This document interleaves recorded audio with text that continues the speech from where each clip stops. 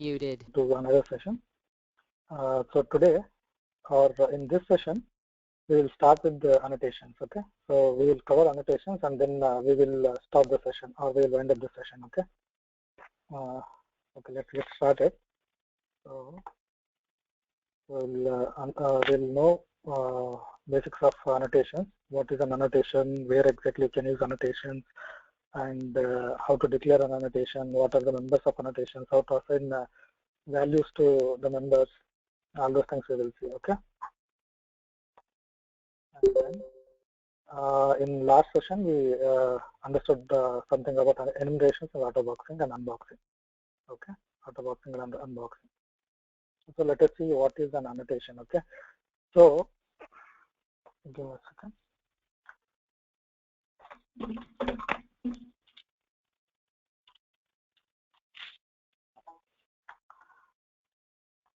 Okay, so in one of the previous session I just mentioned I think it is Kavita. She asked what is an annotation or something like that. Okay, looking at override annotation when we were discussing about inheritance. So that time I mentioned it is just an information, metadata or some additional information within a source file which would be used by tools. Okay, which would be used by tools. It could be used by your JVM also, or it depends how that particular annotation is being used. So annotation is nothing but an additional information. Okay, an additional information. We will see to which are all elements. To which are all elements we can use this annotation.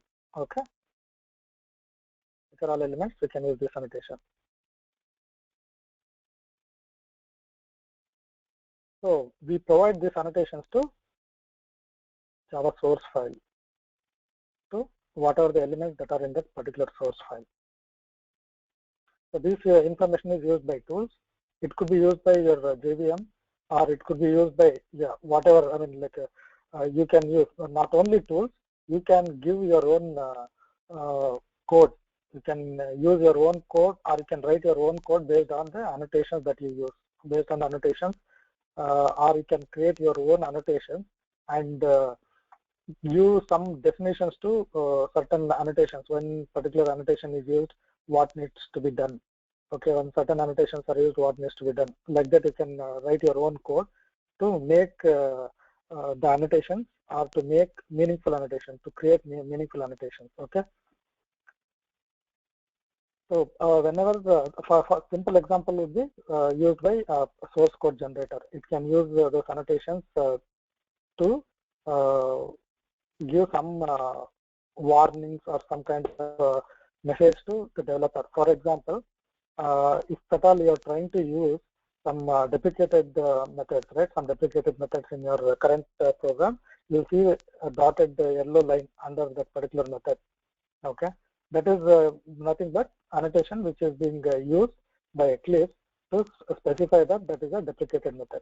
Okay, that way tools such as your Eclipse or such kind of tools can use annotations and derive some meaning out of those annotations, whatever the extra information that we give. Okay, basically they are used by tools. Okay. Also, nowadays you see each and every framework they have their own annotations, right? For example, you have Spring. So for Spring RESTful web services, you'll have some annotations. Okay. For other frameworks, we'll have corresponding annotations. Okay. When you give some each whatever the annotations, you can use either normal coding, or you can just use annotations to make your coding simpler in such cases like a Spring framework, when you are using Spring framework. Okay.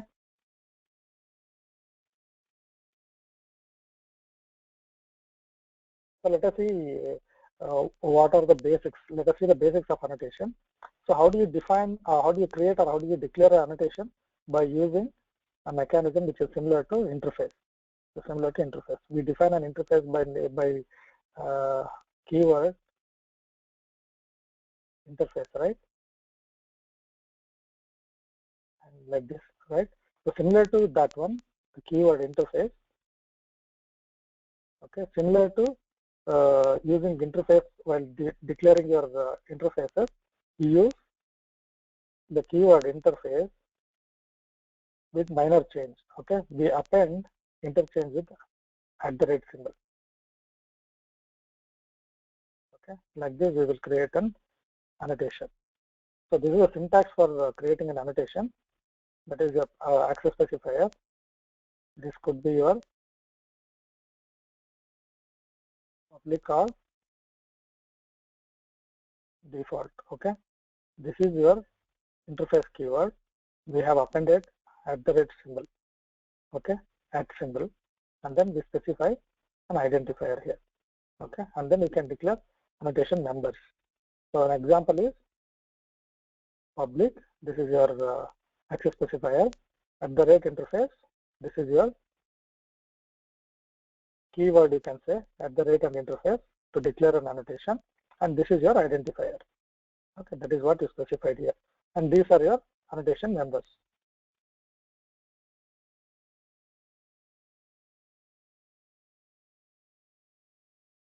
Okay, these are your annotation members. So as you can see, interface is preceded by @ symbol, that is at the symbol, and then this specifies that this declaration is an this thing annotation. This declaration annotation. Otherwise, what will happen?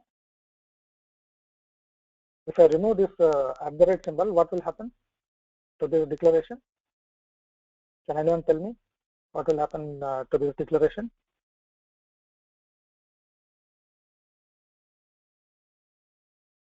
If I remove this @ symbol, what will happen to this declaration? Yes, yeah, Kavita is telling it is an interface, right? So it is an interface, right? If you remove this particular @ symbol, we are telling public interface my annotation. So this will become an interface, not an annotation. Okay. In order to identify that this is an annotation, not an interface, we specify or we precede interface keyword with @ symbol. Okay. So annotation can all annotations, you can only have method declaration. So it is like just method declaration. You don't provide any method body.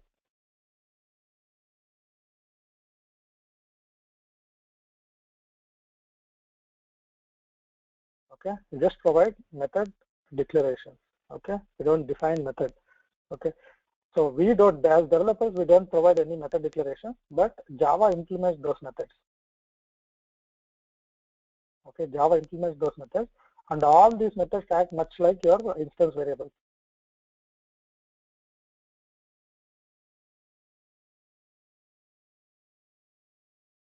All these methods act as your instance variables. Okay, which are called as the fields of a class. Okay, when you define a class and you define interface, instance variables, right? These instance variables are also called as fields. Okay, and these instance variables are also called as fields. Okay, these methods, what are the method declaration that you specified within an annotation, they act much like your Java fields or instance variables. Okay, instance variables of a class. We will see how we will see with an example how that they act as fields. Okay. So with respect to annotation, there are some restrictions. One is you cannot use extends clause. Say for example, you have defined one annotation, you cannot use extends another annotation.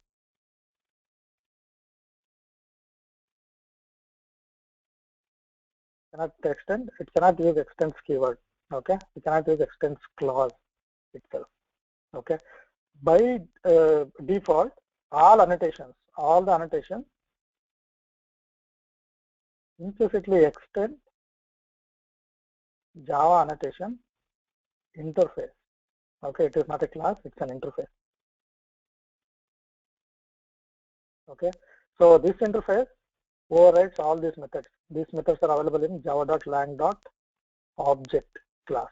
Okay, this is the super class of all our classes. Okay, all the classes. Okay, and there is one more method which is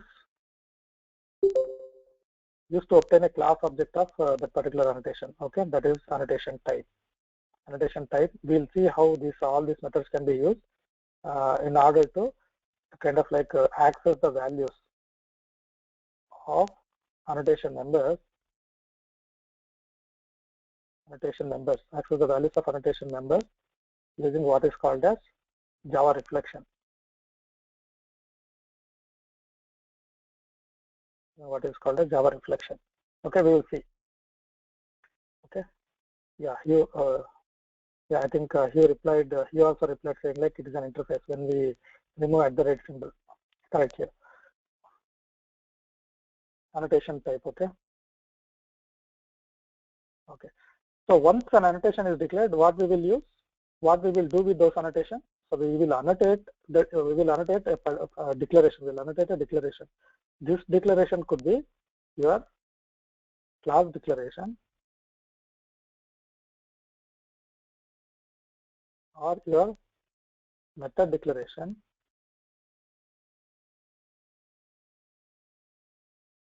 or your method parameter declaration. Okay, method parameter declaration or your instance variable declaration or enumeration constants. Okay, so for all these things you can for all these things you can annotate. Annotate is nothing but you just provide, I mean, you just give some additional information to those declarations, saying like you just say, okay, I have int I is equal to 10. Okay, this is a declaration, right? Also we have initialized it. I just want to mention some additional information to this integer variable. You annotate using some annotation. Okay, some annotation, and you specify the values for the data members. Okay, so not only these things, even you can annotate an annotation. Yeah, even you can annotate an annotation. We will see an example how to annotate an annotation itself, whatever the annotations that you create, right? That itself, and how what will be the meaning of that annotation when you provide an annotation. What will be the meaning of that annotation when you apply it to some method declaration or whatever it is, or even to an annotation itself. Okay. So we can give values to those annotation numbers, whatever the annotation numbers that we define within an annotation. When we are declaring or when we are defining an annotation, we can give values to those annotation. Okay, so how you can give values to annotations, but how to, we will see the syntax for assigning values to annotation. But before that, how to use an annotation. So to use an annotation, you have declared an annotation. Okay, so this is what is your declaration. This is what is your declaration, or you have defined an annotation here. So how do you define? This is my annotation, right? And these two are your members of your annotation. Act like fields. Acts like fields. Okay. So you have defined an annotation, but you want to use those annotation. You want to annotate some declaration with the annotation you defined. Okay. So how to use that? This is the syntax for the using an annotation. So if I want to use this annotation, or if I want to apply that annotation to some declaration, I will use @my annotation, and you specify the values to the members of an annotation. Okay, we will see how to specify the values to members of an annotation when we are using annotations. Okay, so as you can see, we start with @ symbol. Okay, @ symbol, and then we specify the annotation name. So that is what we have specified here, annotation name followed by parenthesis. Okay, followed by parenthesis, within which you specify the members and assign values to those members.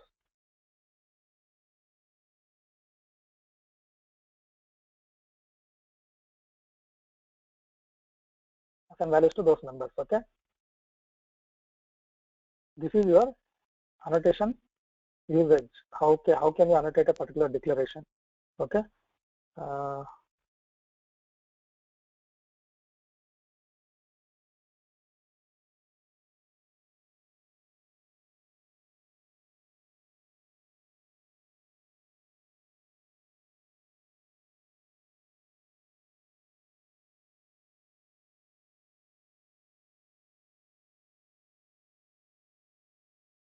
Give me a second.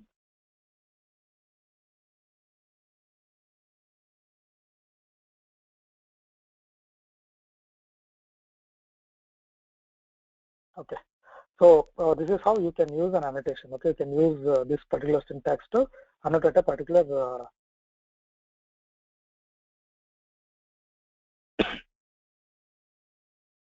annotate a particular declaration. Okay.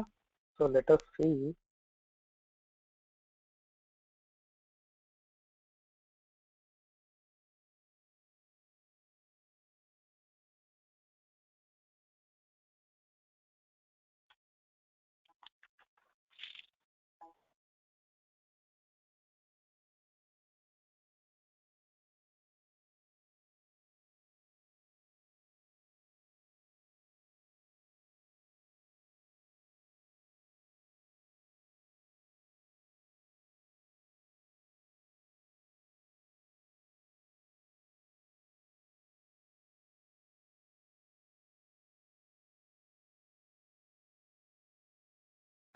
Excuse me.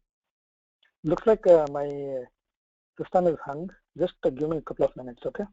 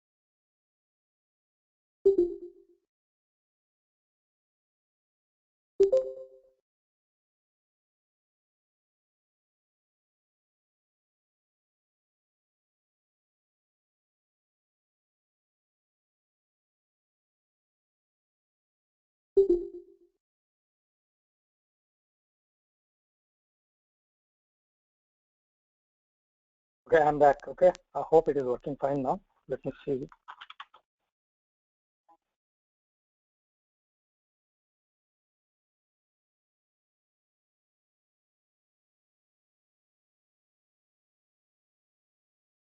Okay. Yeah, it's working fine now.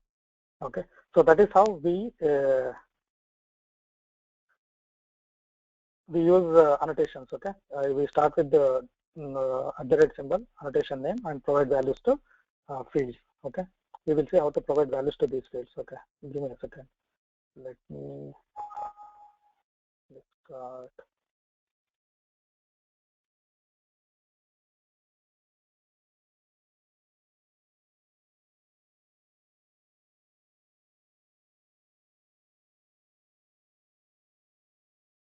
So how to assign values to an annotation?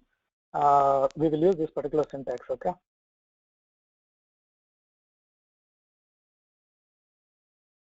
We will use this particular syntax. The annotation member name, annotation member name, and equal to member value. Okay. To give a value to a member, assign a value to a member, we use this particular annotation member name is equal to member value. So when we are assigning value to an annotation member, we will not use parentheses. Okay, we will not use parentheses. Say for example, we have in our previous declaration we have str and val, right? So while assigning values to str and val, we will just use like this. We will just assign values like this. Say for example, str is equal to some string. Okay, and then val is equal to 10 R20. Okay, so by with this, how can we use an annotation which we declared earlier? My annotation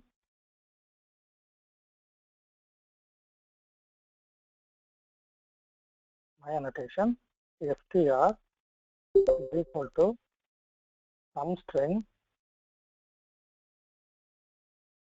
okay, and comma val is equal to 10. Okay, we don't end this with semicolon. Okay, that is very important. We don't end it with semicolon, terminate it with semicolon. We just leave it just like that. Okay, so this is how we can annotate a particular declaration. It could be your method declaration. It could be your instance variable declaration or whatnot, whatever the declarations that you came across till now. Okay, so all those declarations we can use this annotation. Okay, so when we are assigning a value to an annotated member, annotation member, we just use its name, not the method syntax of the method declaration per se. Okay, and annotation member looks like field because we just assign values like this. We just use it like this. Okay, they are just like some fields, instance variables. Okay, like instance variables only. That is why even though we declare it like they are methods, even if we declare them as methods, they are not actually methods. They act like fields. Okay, they act like fields. So while assigning values to these things, you are assigning values to those methods itself. Okay, just like you are assigning value to instance variables. That is why they act like fields. Okay, that is why they act like fields. Okay. So let us take few examples and try to understand what exactly happens with annotation. Okay, so in order to understand how to use annotations or how internally annotations are used, okay, maybe within your Java IDE or within your JVM or something else, okay, something else, some other tools or some frameworks, okay, some frameworks, okay, some frameworks, how they use it, if at all they define some annotations, okay, some annotations, say for example they define some annotation, okay, some annotation. So how do they provide some meaning to those annotations? Okay, how do they provide some meaning to those annotations? We will see. For that to understand, we need to understand what is known as reflection, Java reflection. Okay, so with Java reflection, we can get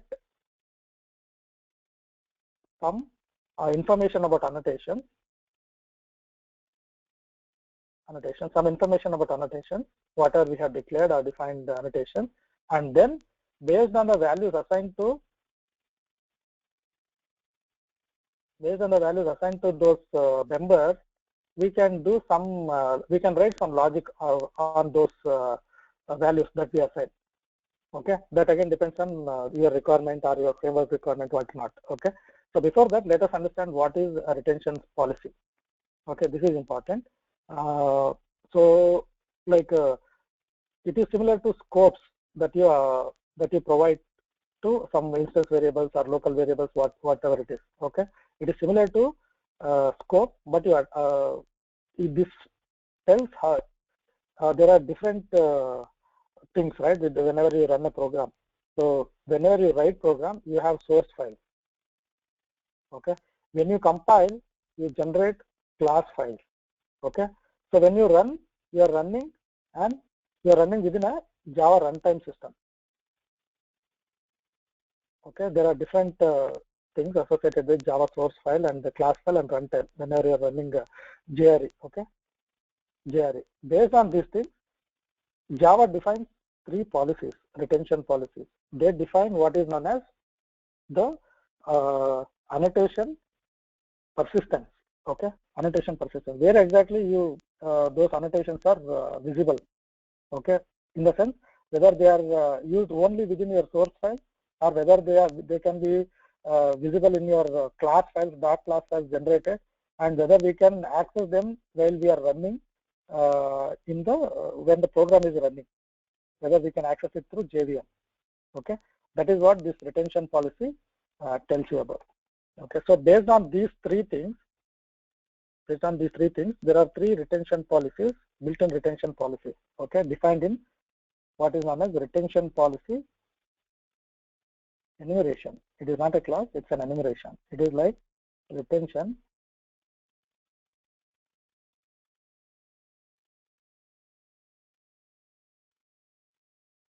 policy. Okay, one is source, another one is class, okay, third one is runtime. Just based on our just the discussion, 5 minutes back discussion, you can derive the meaning of class, the source, the class, and the runtime. Okay, source. When you assign retention policy of source to an annotation that you create, those are available only in your source files, .java files.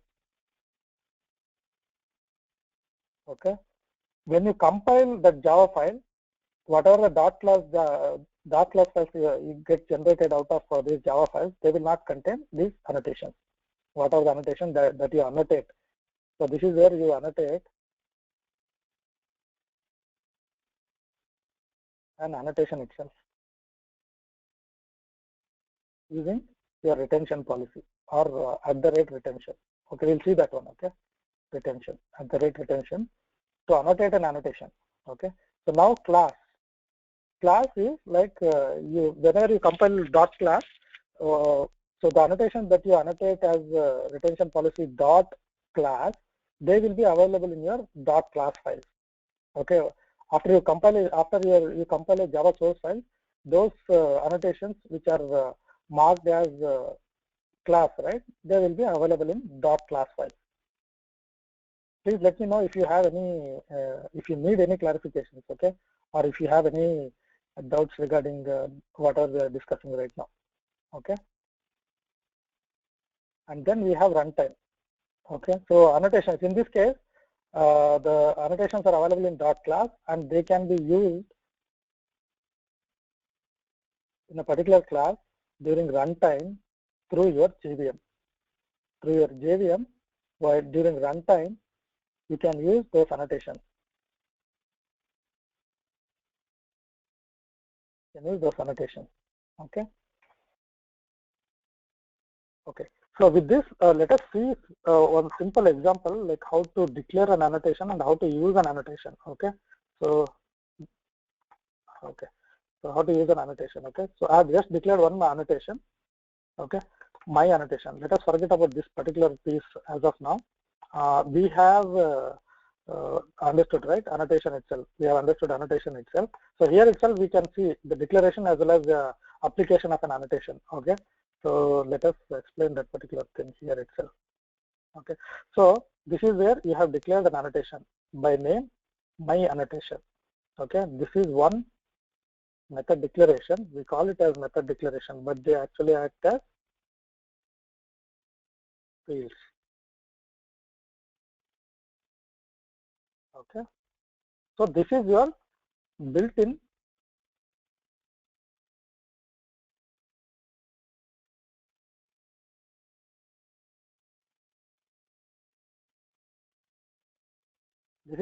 annotation. That is Java built-in annotation. It is available through Java APIs. Okay. It is available through Java API. Built-in means it is available through Java API, which is defined in your Java itself. Okay. So what are the things that we need for using retention? We need a retention annotation, okay, which is defined in your java.lang.annotation package, and then retention policy enumeration, Yeah. Okay. So Kavita is telling me to repeat annotation, repeat retention policy and reflection. Reflection we will see. We have not yet discussed the reflection much, but we will discuss again this retention policy. Okay. So retention policy is nothing but it defines where exactly your declared annotations are available.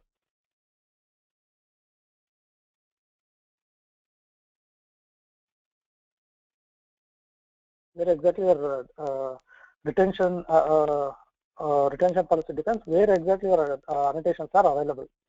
For example, we have three things right here. With Java, we have source file, we have dot class files, and then when you are running a program, you are running in your runtime, right? Runtime environment. Okay. So if you annotate, for example, say I have annotated. So this is what is called as annotation. Okay.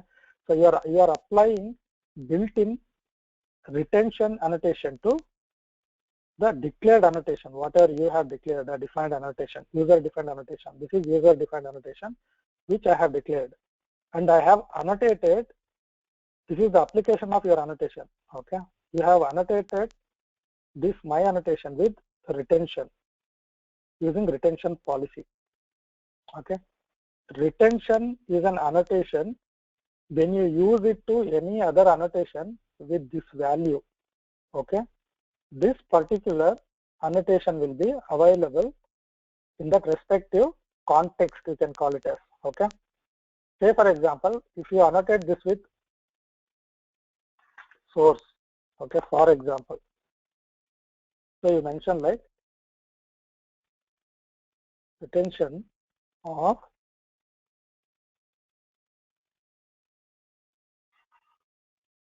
dot or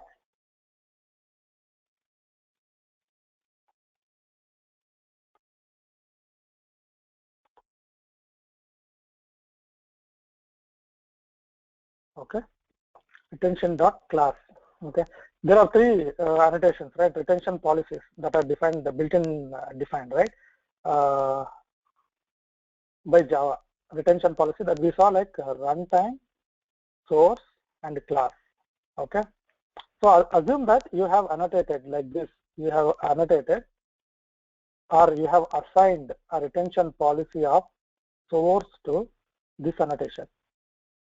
Okay, so this is limited only to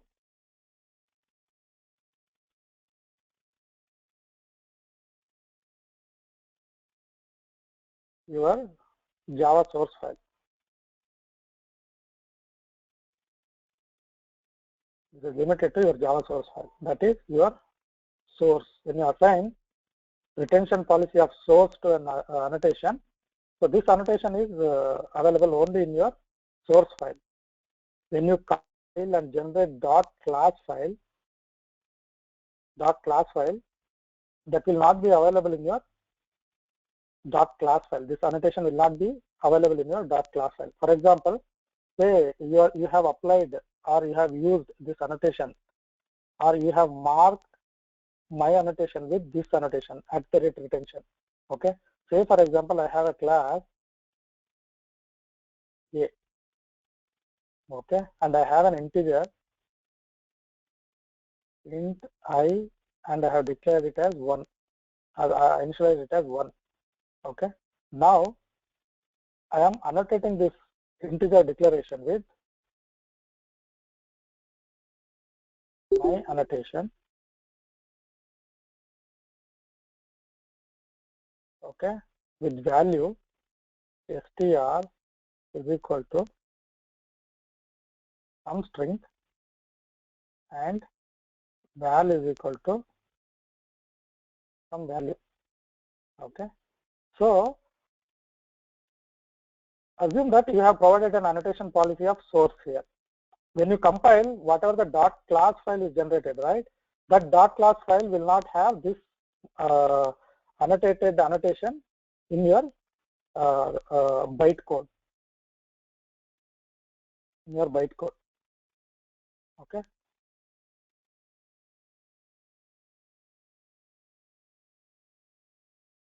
Did you understand, Kavita? What? Give me a second. Did you understand what I just explained? Yeah, I have understood. But when we are using for the source also, we have to declare in this form. Correct. We have to declare it in this form only. And whenever you're Yeah, using a everything. source, yeah, For correct. all the Yeah, three, we if you have to want, use it in the same form. yeah, in the same form, because this is your enumeration, right? Retention. Yeah, just now I mentioned like retention is an enumeration which has these three objects or these three concepts defined for respective thing, right? For your source file, your class file, and then for your runtime. Okay. Yeah. So this is how you use. This is how you use retention at the rate. This one annotation name, and then you provide some value to, or you provide some value to, so whatever the number that you have declared to particular annotation. Okay. Members of this, the only member that is available within your retention is okay. Can you hear Pawan? Pawan seems to, I mean, he is not able to hear. Can you hear Pawan? Are you able to hear me? If you are not able to hear, is anyone facing issues in hearing me, or am I audible to everyone? Can anyone confirm? Pawan is telling he is not able to hear me. Okay, yeah, you confirmed saying like he can hear. Pawan, can you log out and log in again? Yeah, yeah, everyone is saying they can hear. But if you are not able to hear, can you please log out and log in again?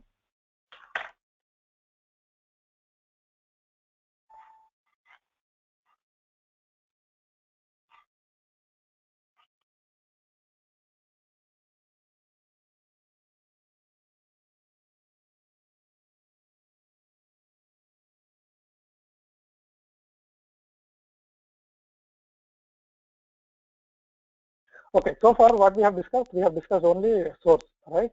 So this is available when you compile this annotation, or when you compile so Java source file. Okay, wherever you have used this annotation, whatever the annotation that we have declared, and the retention policy is source, that compiled class will not have this declaration annotation assigned to a particular declaration. Okay, member declaration of a class. But when you assign uh, retention policy of class, that class file will have these annotations.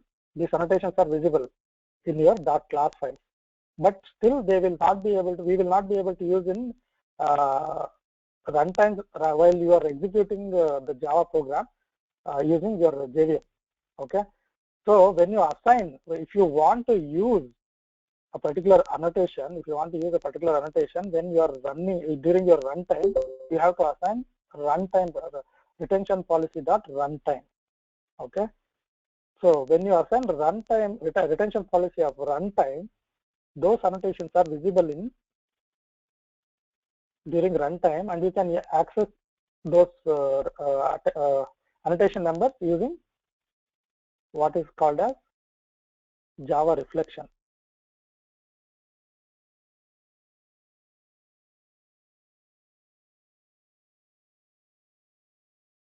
You will see what is this Java reflection. Okay, it is nothing but a mechanism, or it is a way in which you can access all the elements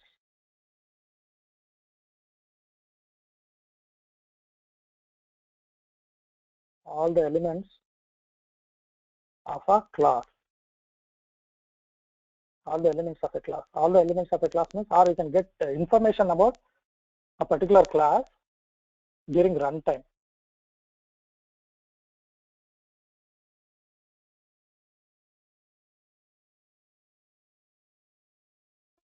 Okay, information about a class. Information about a class during runtime. What are the information that you can get out of this particular class? Class name. If at all you have assigned some annotation to class. Are there any annotations assigned to class name? And what are the available fields? That is your instance variables. What are the methods available? What are the constructors available within the particular class? All those things are information related to your class, right? All those are your information related to your class. Okay. Let me erase all these things and write it in a better way. Okay.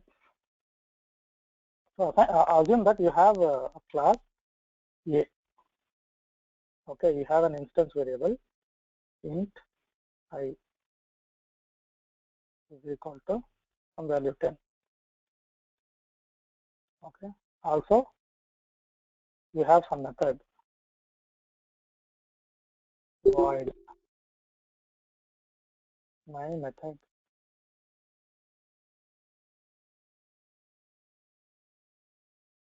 Let us not worry about what it does and all. Okay, this is just a simple example. Okay. Also, you have one constructor. Okay. So, what are the information about this particular class? The name of the class. Okay. So, are there any instance variables available in this particular class? Yes, we have an instance variable by name I. Okay. Are there any methods available inside this particular class? Yes, my method. Are there any constructors available in this particular class? Yes, we have a default constructor. Okay, all this information you can obtain during, remember, runtime. During runtime. So how do you obtain this information about a particular class? By using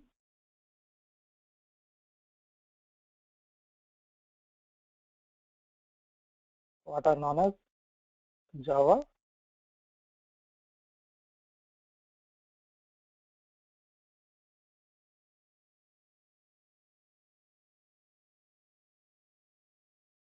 Java reflection. So this is your runtime information. Whatever the information that you want during your runtime, during your runtime, whatever the information about a particular class you want, you use what is known as Java reflection, and you get all this information about particular class name, instance variables, method name, and then constructors, all those things. Yeah, we can try. Yeah, Pawan is asking, can we try an example for only for Java reflection? Yes, we can try. Okay, we can try. That is not a big problem. Okay, we can try that one. So let us continue. Let us continue with these things. Okay, and then we will see when we get into that example part, right? Then we will see. Okay. Yeah, second. Okay. So that is what your retention policy is all about. Kavita, did you get your answer, or you have you need some more clarification? Did you get your answer, Kavita? No, I got the answer. Yeah, like source Okay. only you can get it in the source file. In class, you get both in source and as well as in class file, right? Not Yes, in the correct. runtime. Yes, Runtime, like you exactly. get everywhere in all the. It is Yes, exactly. available through the JVM. Correct. So that is, they defines your persistence of your annotation. Okay, within your source file and your class file, if you have those annotations, you'll not be able to do anything with those things. Only if you specify either source or class.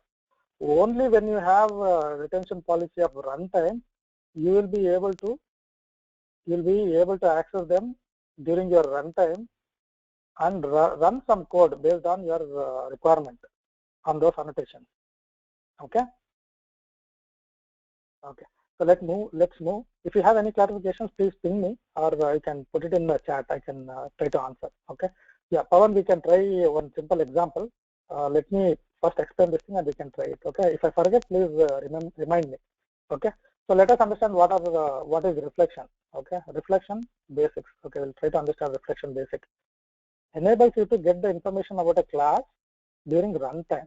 This is very important. Okay, during runtime, during writing, you will know what are the things that you are writing in a particular class. That is the information that you are writing into a class that you are declaring or defining. Okay, what about the class that was written by someone else? You'll get only dot class file of that class. You'll not be able to see whatever what is there in this unless until you use what are called as Java decompilers. What are called as Java decompilers. Okay, you can use Java decompilers to decompile dot class files and see what exactly happens in the particular source file. Okay, so we will not discuss about decompilers now. Assume that you don't have decompilers. Okay, and you are given dot class file. Okay, you are given dot class file. You know the name of the dot class class file. Name of the dot class file. Okay.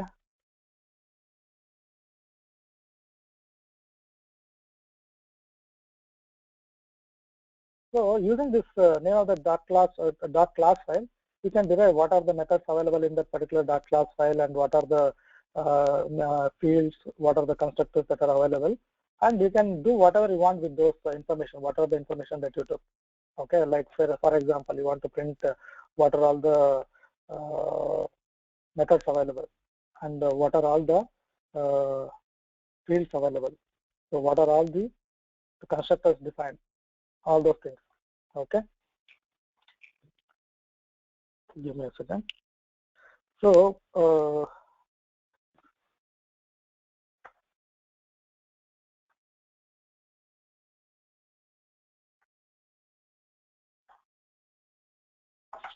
so let us see how to kind of like use reflections with annotations. Okay, so before that, let us try to understand uh, how we can get information about a particular class using just reflection. Okay, just reflection. Okay, so for that, first we have to get the name of the class. So what is the name of the class? That you can get it using the get class method. So what does this get class method return? This get class method returns an object of type class. Okay, for an object of type class. It returns an object of type class. Okay. So this is, we are not talking with respect to annotations. That is why I just skip this particular part. Okay. So get class method, it is defined in your class. Okay, class this one. Now what is that? In your class object. Okay. So it is a built-in Java class which is in your java.lang package. Okay, you can use get class method on any class object to get the name of the particular class. Get class or get name will give you the name of the class, and then for any object you can this thing. What is that? You can get the type of that object using get class. Okay, let us see how to use that in an example. Okay, so this get class returns an object of type class.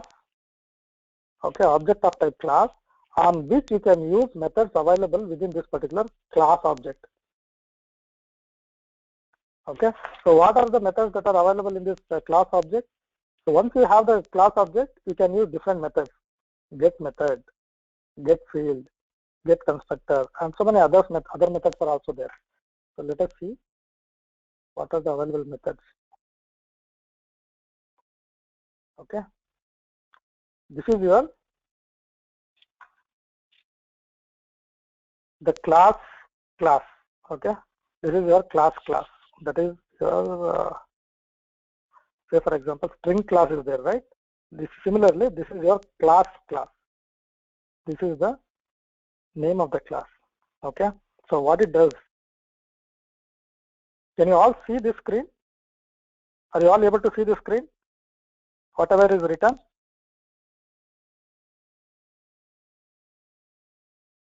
Yes, Pawan. Yeah.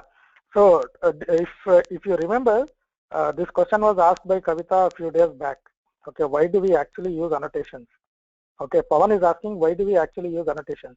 So let me we will, by the end of this session, right, we will understand why do we use annotations actually. okay, by the end of this session. So let's wait till we go to that particular point. Okay, let's wait till we go to that particular point. Let's understand the basics first. Okay, then we will see whether having annotation makes any sense with Java. Okay, whether it makes any sense with Java. Okay, when we use when we declare or when we use that with the annotation, I mean within any source, when we declare it, all those things. Okay, we will try to understand. So let us go step by step. Okay, let us go step by step. So now to answer your question on can we use only reflection only with Java? Okay, that is what I'm trying to explain it here. So we have to get a class object to use reflection within a within your Java without using annotations. Okay, so there are first we need to get an object of type class. Okay, type class. This class is built in Java class, which is defined in your java.lang package. So if you go to your API Java online reference, you can download this or you can directly access it from online. Okay, this is your docs.oracle.com Java SC 7 docs API. Okay, this is your Java 7 API. Okay, similarly you'll have API for 8, API for 9, API for 10 and all, if at all they are available. Okay, so this in this section you will be able to see all the packages that are available in your particular SDK, that is your standard development kit. Okay, development kit, all these are the packages that are available. Okay, so class belongs to one of the package, that is java.lang package. Okay, where is the java.lang package? It is here. Okay, so when I click on this link, it will show all the interfaces, all the classes here in this particular section, all the classes, all the enumerations, all the exceptions, all the errors, and annotation types, all those things it will show. Okay, so we are discussing about class. So here we need to, in this particular section, we need to search whether class is available or not. Yes, we have this particular class. Click on that particular link. In this section, you will be able to see the definition of that particular class, what all members it has, whether it has constructors, whether what are the methods available, what are the functionalities of that particular method, what it returns, all those things. Okay. Hope you would have seen all these things. Just a brief thing. Okay. So this shows your return type, modifier and return type. This is your method name and description. So we have so many things. Desired assertion status, for name, get annotation, get canonical name, component type, classes, class loader, constructor, get declared classes. If you have any inner classes within a class, declared constructors, whatever the classes that are declared, or what are the constructors that are declared within a particular class. Okay, declared fields, declared methods. Okay, all these things you can get using this particular object. So the first step that you have to do is get a class object of particular object. Okay, for example, let us try doing that. Okay, when we are explaining, let us try doing that. Okay, so let us say one simple, let us write one simple Java class.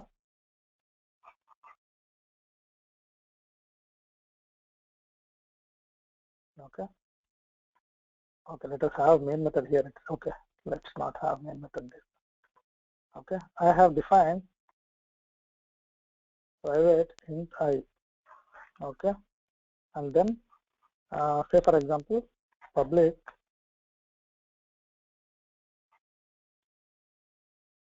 class constructor. Okay, and then it does nothing, simple, just for our understanding how to use reflection with the Java class. I'm trying to explain it. Okay, and then you have one public void simple method. It does not return anything. Okay, can we use this with annotations? Yes, of course we can use this with annotation.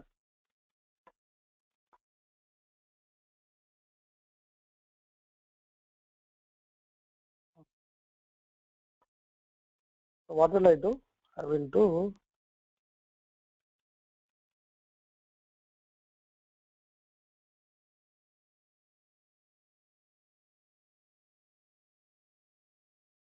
Okay, so first step is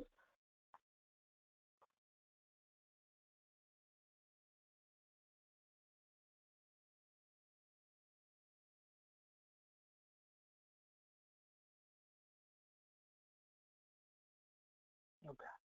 So how can I get it? Class,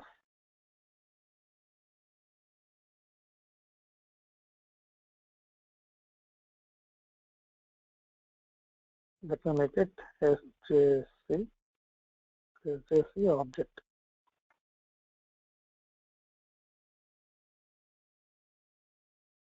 is equal to SJC dot get class. Okay, so on any object you can class this get class method because this is defined in your object class. Okay, so let us try to print what we can print it with this one. Okay, what can we get out of this one? We have SJC class name. Okay, class name. Now we have this one. What is that? Class object here, right? We have class object. We can use that to get the name of this particular class. Okay, dot get name. Okay, let us try to run this program. So it simply gives you the fully qualified name of the object, whatever you have defined. The first step is to get the class object of this class, particular class. Okay, after that, whatever you want to do, you can do it. That is SJC, not SJC, SJC class object dot get.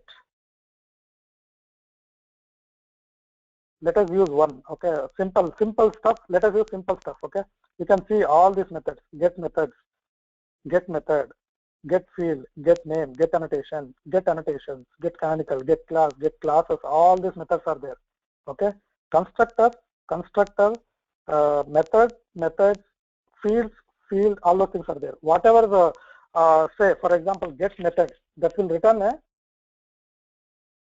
method array. Okay, of type method. Okay, so let us use simple functions here or simple methods here. Okay, so if you want to get the method names, okay, you can use method called get method. Okay, it has its own syntax. Okay, so get method, this will return an object of type method. Okay, object of type method in SJC, or you can say one method, specific method in SJC. So which method you want to see, whether that particular method exists or not? This particular method, right? Let us see this one. So apart from this thing, what are the things that we need to specify? That is a must. So if it takes one integer, okay, assume that it takes one integer parameters, whatever the parameter that we will see one example. Okay, so let us consider only a simple method. It does not take any parameters. Okay, so get method here. If a particular method takes a parameter, you have to specify the class that is of that particular parameter. Say for example, if it takes int I, okay, you have to specify that as well, saying int dot class. So we'll see what is this. This is an expression. Int dot class we have to specify because it takes this particular method takes one particular parameter. Okay, but for now we have simply used a method which does not take anything. That's why we don't specify anything here. Okay. Okay. So this will give a an object of type method. Okay, this method is defined in your java dot lang dot reflect, not method, the class. Okay, java dot lang dot reflect. Okay, This is your method. This is your field. I'm not sure whether all of you are able to see.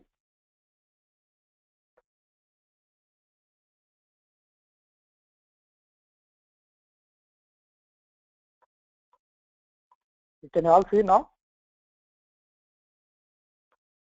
Can you all see now? So what did I do? I just clicked on Java dot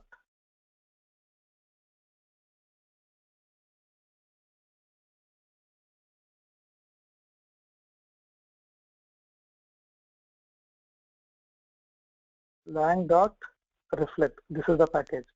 Okay, it has so many interfaces. It has one. These are the classes that are available: accessible object, array, constructor, field, method, modifier, proxy, and reflect permissions.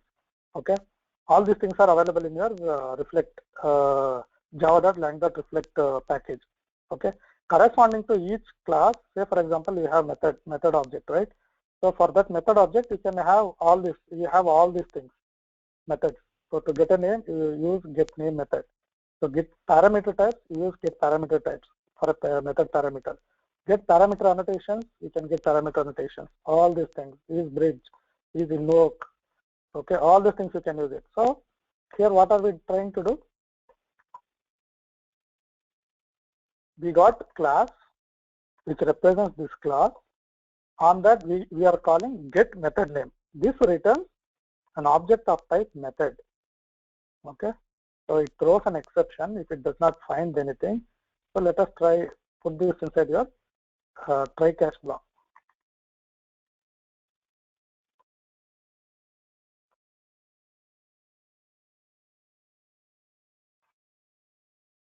Okay.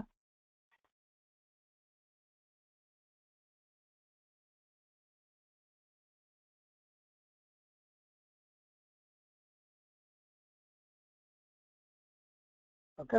So let us try to print the name of the method that is available.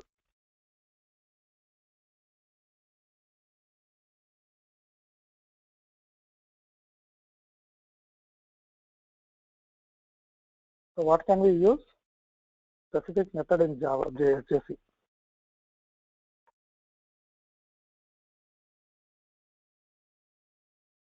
Okay. Let us try to print that. So we will get the value. Okay. Also, we can check whether there is any such specific method. Otherwise, this will throw null pointer exception, right? I haven't seen whether we have any such method. Let us see. Dot is accessible, is bridge, is synthetic, is RR, is accessible. See, is annotation present is there, but to check whether that particular method is available or not, it is not available. Okay, let us go one level up. So SJSC class object dot get method dot clone equals class length. This will return an array. That is why okay. So you can't. Let us see. Is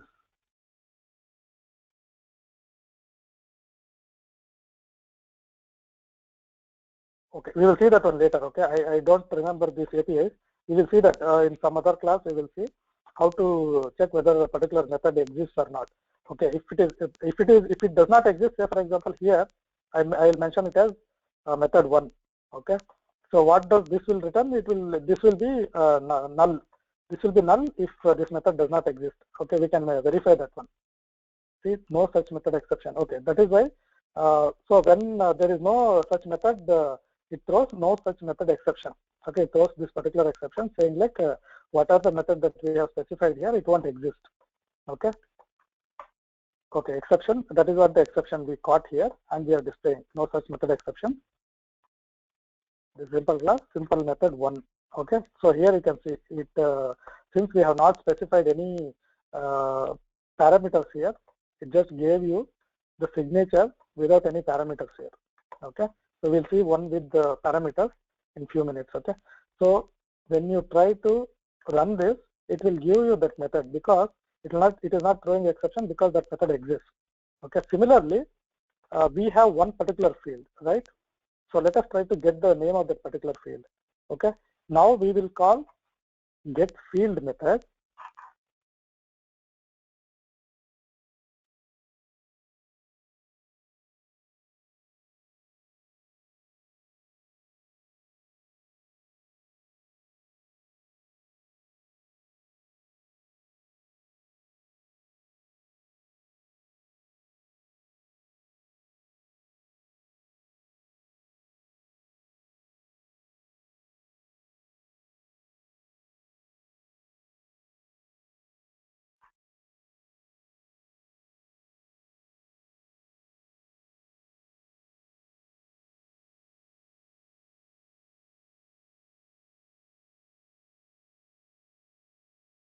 okay. So private hint, this is a field, right? So is it saying no such field exception? Can anyone tell me why that is saying as no such field exception? Can anyone tell me? At least guess, take a guess. Can anyone tell me why this it is saying no such field exception?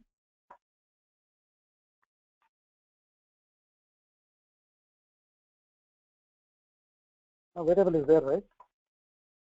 Variable is there. Let us try to run this program now. Exception caught. Okay. So let us use a difference method.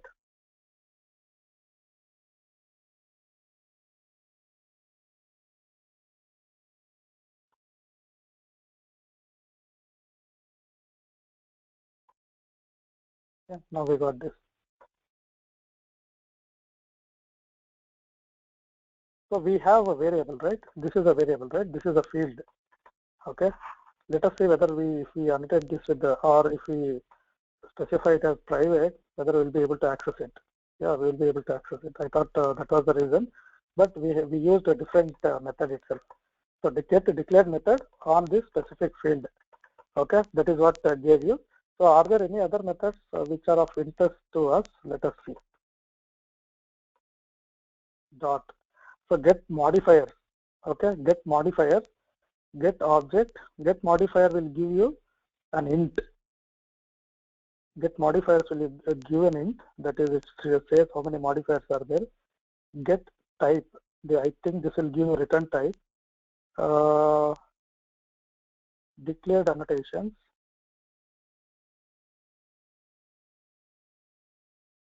get short, get long, get float, get double, get class, if it is an object, boolean, okay, get modified, get int, get type. This is a return type. Okay, let us try get type. Okay,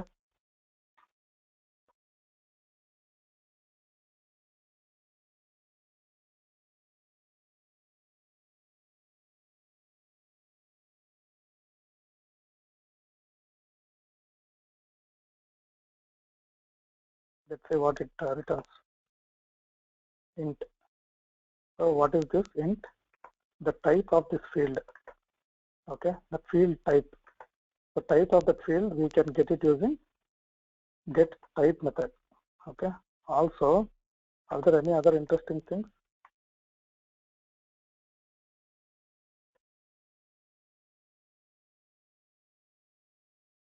Get name we have already used. Get type, get annotation, get annotations, get boolean, get type, whatever all these things. Okay. For each data type, you have one getter, and get type will give you the actual type. Okay. Boolean, get char, all these things. Okay. So only the things that you can do this one is okay. So what about the modifier? Get modifiers. So what is this?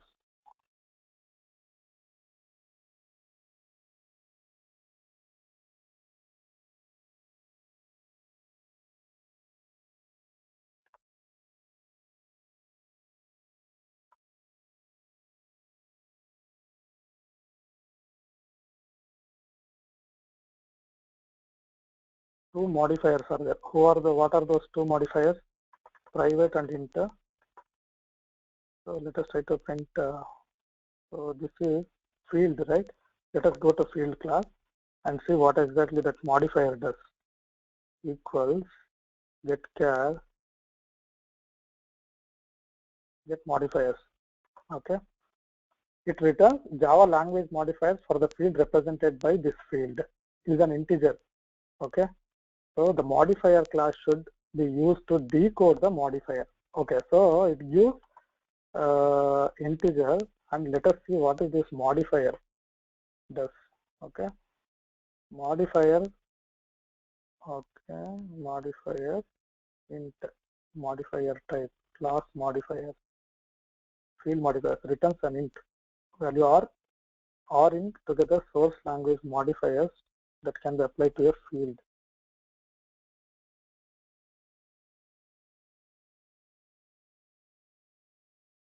Okay, so here is the one. Okay, so what you can do is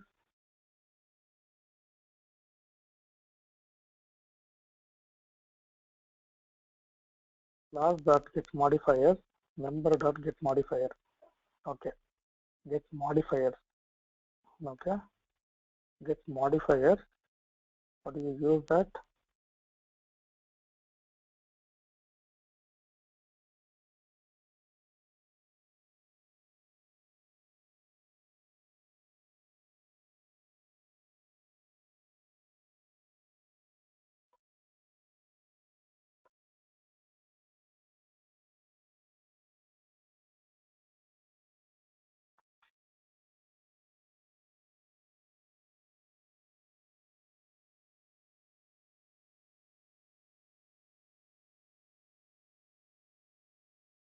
Okay, so get modifiers.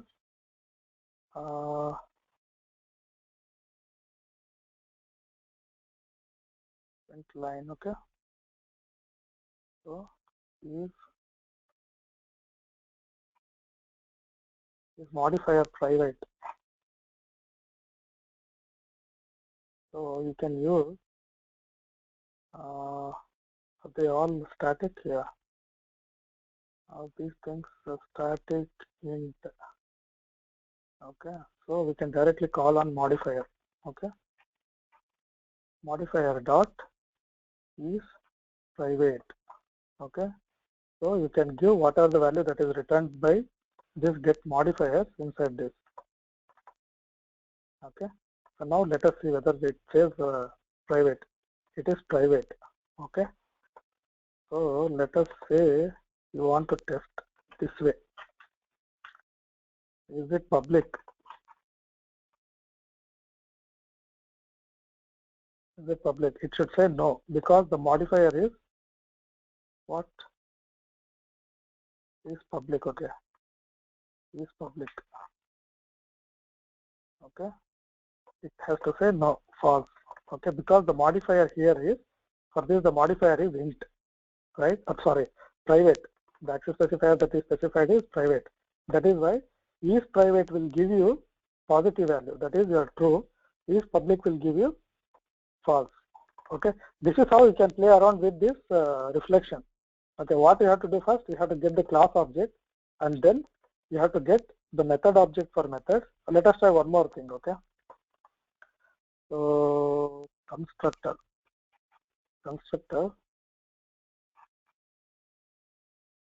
AC is equal to this one dot get constructor.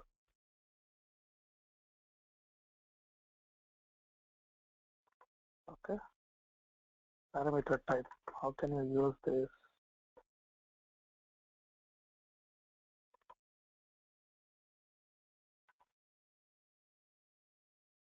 Okay,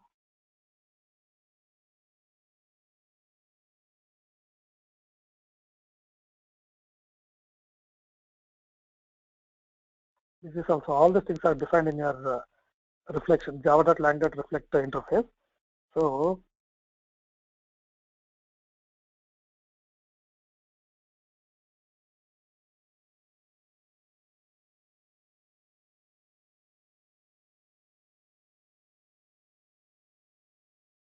we already know, right? What will be the constructor name?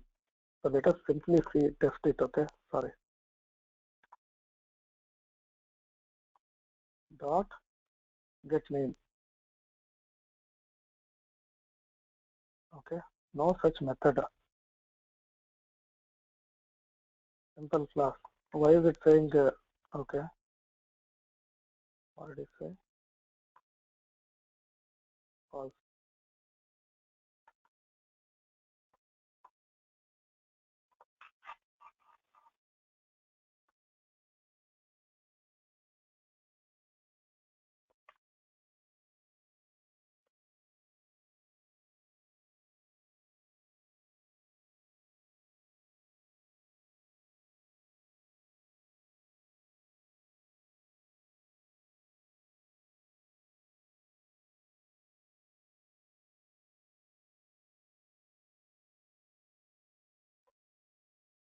Okay, now it gave the name of that constructor.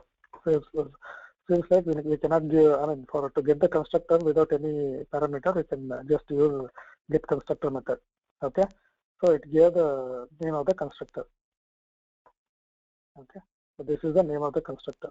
So this is how you can use reflection to get the uh, information, to get information about a particular class. You can get the name of the class, you can get the method, you can get field, declared field, or you can get your constructors. Not only these things, we are trying to, wherever you see, I see like specific method, specific field, specific constructor, right? So if you want to get all the fields, all the names, all the constructors, right? You can use what are the corresponding methods. They are get methods. Okay, this will return method array of methods. Okay, and here declared field we have get get declared fields. Okay, get declared fields method. This will give fields field array. Okay, similarly get constructor, get constructors method, which will give constructor array, constructor array. Okay, and this you can iterate through these methods. Okay, whatever the you want to check, right? Whatever the method you want to check, you can iterate in these things. For example, we can try for try one SJC. Oh, sorry. Is it? Let me check that method is equal to dot get methods. Okay, it will give. So number of methods available,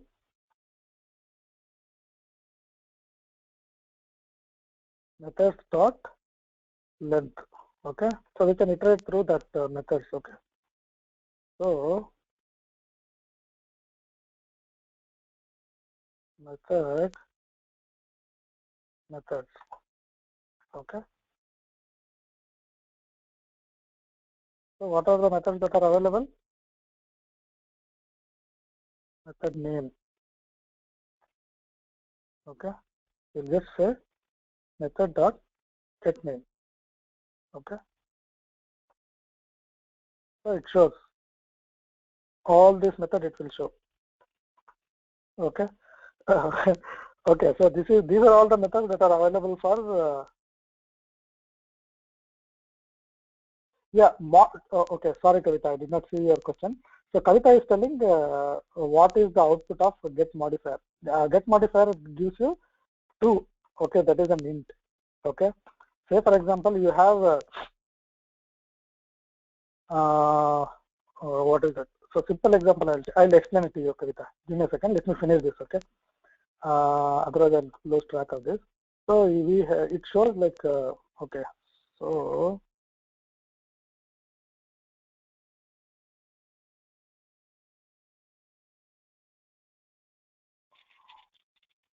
give me a second. Give me a second. Okay. So it gives all these methods. Okay. So but interestingly, we have defined only one method here, simple method. From where did we get all these things? We know that this method, this class is extends by implicitly it extends object. class, right? So object will have so many methods defined. Okay, let us go there and see what are the things that are defined in the object. Java.lang. Okay, Java.lang. We have object class. So that is why this API will be very, very useful for us. Okay, so all these things: clone, equals, finalize, get class, hash code, notify all, wait. All these things are defined in your object. Since uh, your class implicitly extends object class, all those things are available, all those methods are available. Okay, all those methods are okay. All those methods are available. Notify all, get class, hash code, toString, equals, wait, and simple method. There are three overloaded wait methods. That's why I displayed three overloaded methods. Okay, if you want to display the modifier, you can display like this. Okay,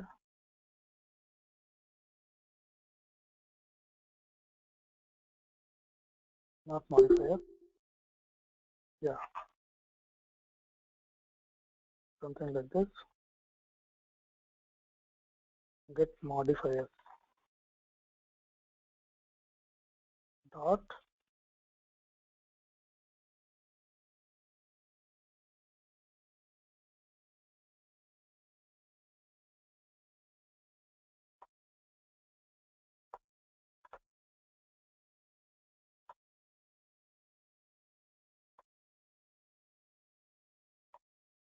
So to answer your question,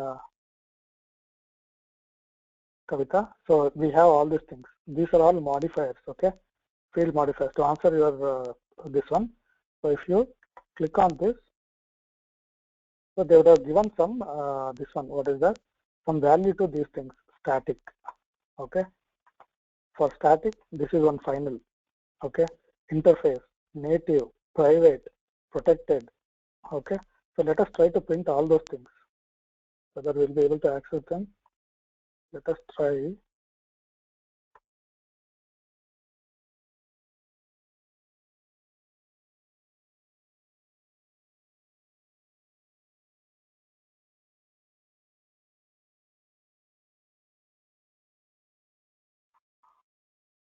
Okay, let us see. It is interesting. Good that you asked that question.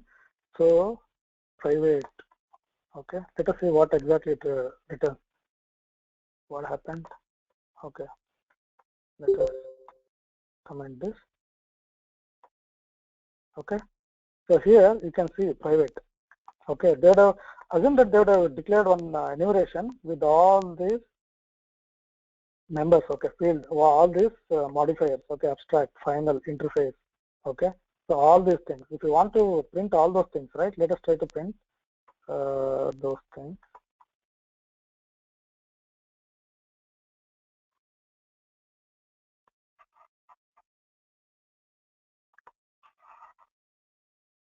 And do we have default, volatile, transient, synchronized, strict, static, public, protected, private, native, interface, final, and abstract? So there is no this one. What is that? For default, there is no modifier. Okay.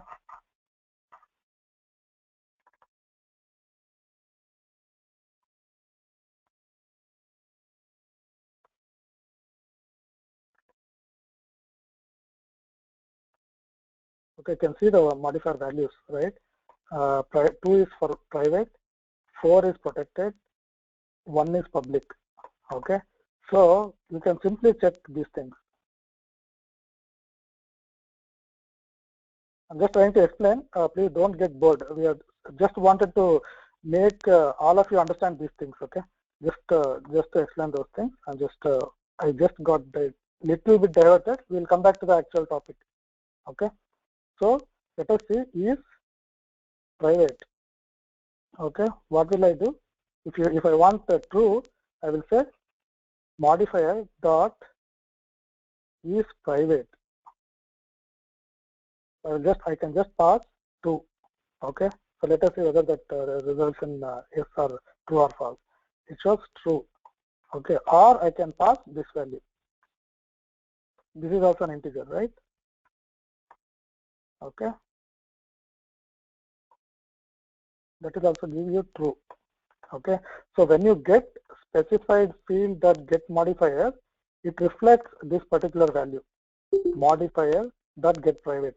That is why when you try to ask whether it is a private, it gives true, because 2 is equal to modifier dot private, that is the field. Okay, so hope you understood. Yeah, Kavita has another question. Yeah, Kavita, go ahead, please ask. Uh, no, I understood. That's what I was Okay. wondering why. Okay, sorry, I muted you. Yeah. So you wanted to understand this one only, right? That was your question. So you got your answer, Yeah. right? Okay, yeah, thank you. Yeah, that is what, this is how you can use reflection. So this reflection is used in many places. Okay, one of the most popular place where we use reflection is your what are called as Java beans.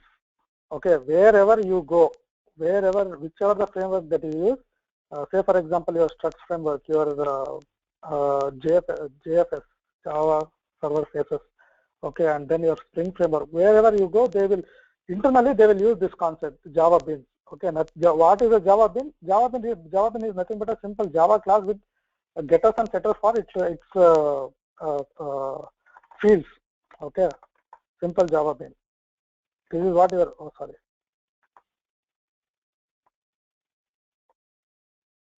Just give me a couple of more minutes. Just explain it to you. I just want to explain this to you. Okay, this is a Java class. Okay, I have private int I. Okay, private float f. Okay, these are its field. Okay, I will generate source for this getters and setters. Okay, select all. Okay, so this is what your bean. So all the fields must be private, and you should have public getters and setters for a particular class. If you have that one, that is called your Java bean. Okay, this is your Java bean. So internally Java uses something, the Java reflection itself, to understand all these things. Okay, but for example, if you are setting some value to some field like this, and if a particular framework wants to use that without calling any of those things. Okay, so say for example, if you assign some value to a particular field in your screen, and that value gets populated, a particular bean will be created. You will understand when we go through one of the framework. So particular bean will be created, bean object will be created, and whatever the values that are taken from this one, they will be automatically assigned to those fields, bean fields. For example, here, okay, these fields. And by using get value, get and set value, get value getters, you can get those values. Internally, the framework will use setters to set the values, whatever the value that you provide in your UI screen. Okay, if at all you are using those such kind of frameworks like Spring, Struts and all. Okay, this is one of the most popular way of using your reflection. Okay, they will try to get, so they would have written some code where they will see like, okay, whatever is there we get, so get those things, all those things, values and all. Okay, so that is how you use your reflection. So let us see how that is used in your annotation. Okay, so similarly, what are the things that we need to do? The first thing that we need to do is get the class object for that particular class. Okay, that is your first step. Okay, then you get the members for which you want to check the annotations, whether annotations are there in these things or not. So you can check for methods, instance variables, or constructors. Correspondingly, you have, just now we have discussed, right? Get method, get field, get constructor, get annotation, all those things will be there. Okay, so those things written, method object, field object, constructor object, and similar to that your other things, right? So we have just seen an example, right? So there is I told you one of the way in which you can give the name of the class. For example, the string class, one of the parameter that is taken by method is string, and you can specify such thing as string dot class just by specifying this name. This is an expression which gives a class object of type string. Okay, class object which whose type is string. So we use one method, get type, right? Get type. Similar to that one, you can use get type on this particular object to get the type of the class, this particular class. It will return string. Okay, so this expression says string dot class is called as class literal. We know like 10 is integer literal, 10f is float literal, string literal. Okay, constants, nothing but literal is nothing but a constant. So this is one particular constant.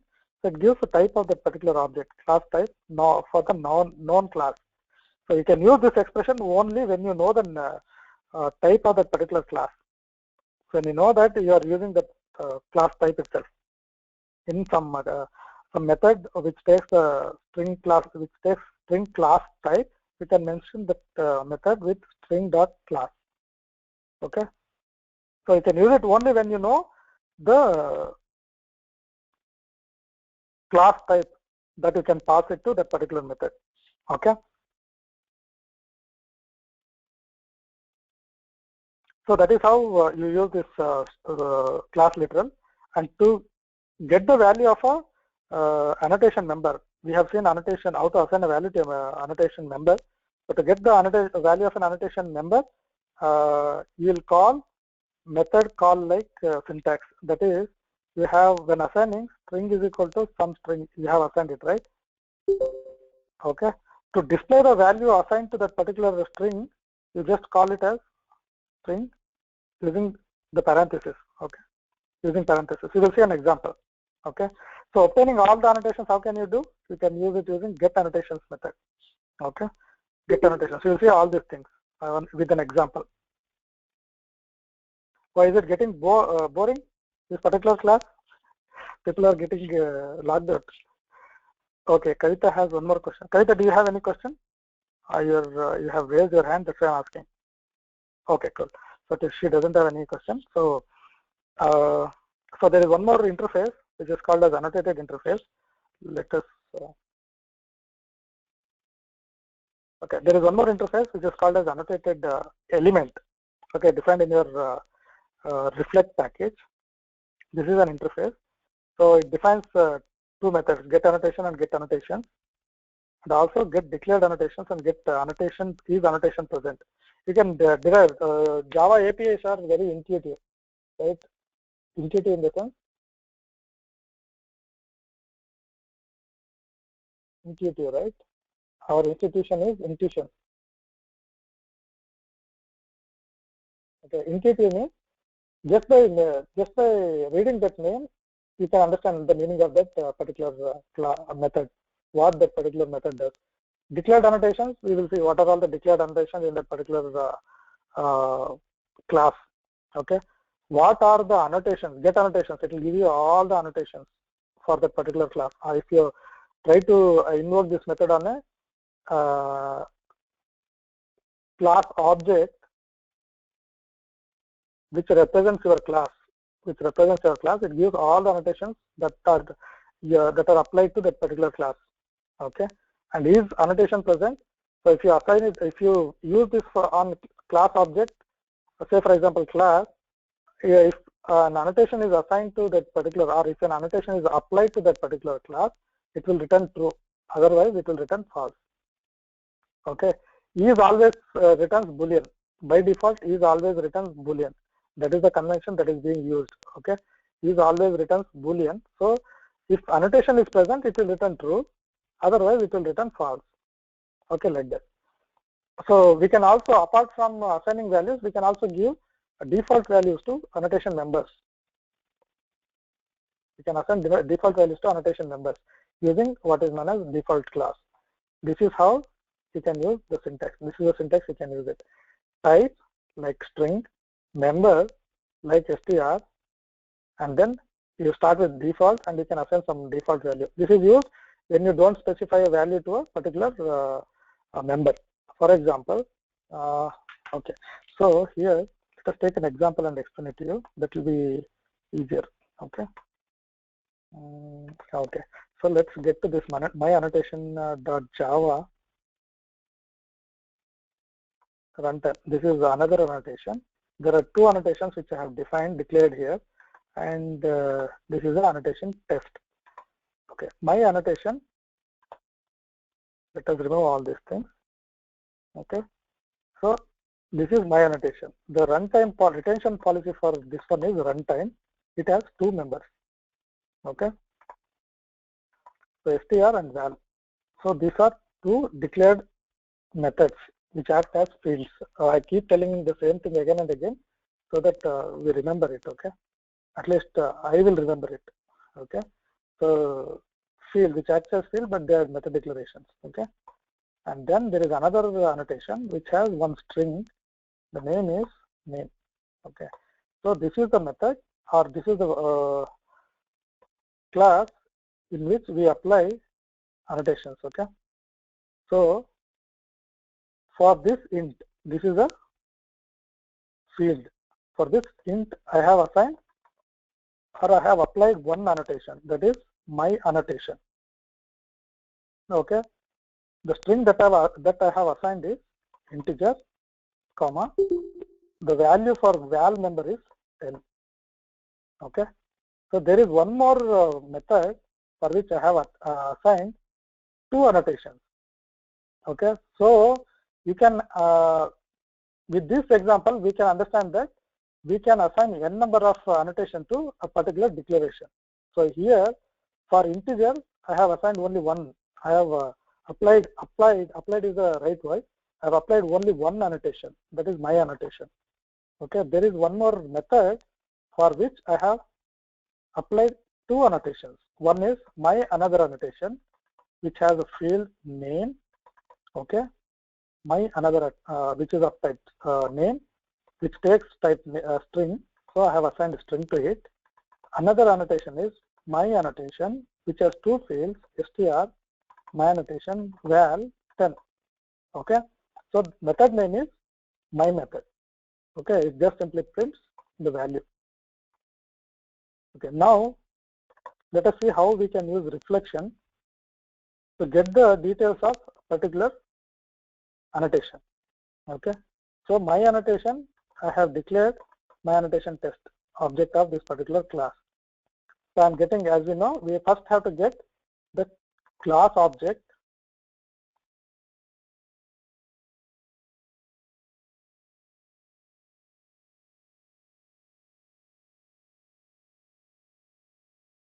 Okay, so I got the class object representing the object for which I need information, mat. Okay, mat dot get class. So I got the class object. On this class object, I can do whatever I want. Just now we have checked, right? So my class dot get method. Okay, so I'm specifying the name of the method. My method is the name of the method here. Okay, my method. It takes an integer. So we have to specify that. We know that it is an integer. Int dot class will give. It is an expression. Integer class. Okay, integer class. Sorry, let me put it in this one. Returns integer dot class. Okay, so it is nothing but I mean we understood the boxing auto boxing, right? It will give that one only. Okay, so we are passing the only it takes method takes only one parameter. Based on these two things, the reflection will search for that method, corresponding method, and gives you that method. So this object, this method object represents this method. Okay, so next what are we doing? We are trying to print the name of the method, and then with get annotation, we are trying to get the annotations that are applied to this method. See that the object is method. On that method, we are trying to get the annotation, whether we have any this annotation assigned to that particular method, or whether we are checking whether this annotation, my annotation, is applied to this method. If it is applied, get method will return an object representing my annotation. Okay, so we are checking, we know, we are just checking whether this particular annotation, okay, this particular annotation is applied to this method. So if it is applied, we will get an object that represents this annotation, the annotation which is applied to this method. Okay, on this annotation object, we can just mention the annotation to string. It will give you the whole string, and then just mention the annotation name. It will display whatever the thing that is there in that particular annotation. We will see. Okay, and then you can call the methods, or you can access the values by using this syntax. That is,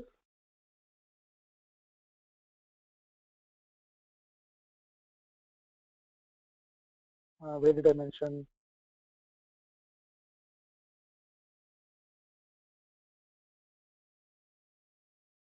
This one,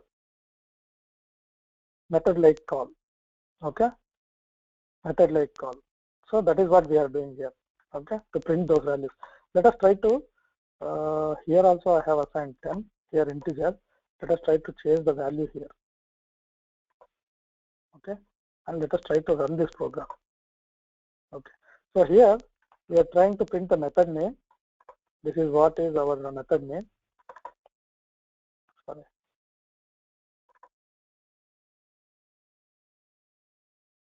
Okay, let us concentrate on this particular piece. So this is your method name, my method. We are printing the annotation itself, annotation object itself. So it gives you all the details about that annotation. Type of the annotation, member, assigned value, member, assigned value. Okay, so to print the value, you use a string of.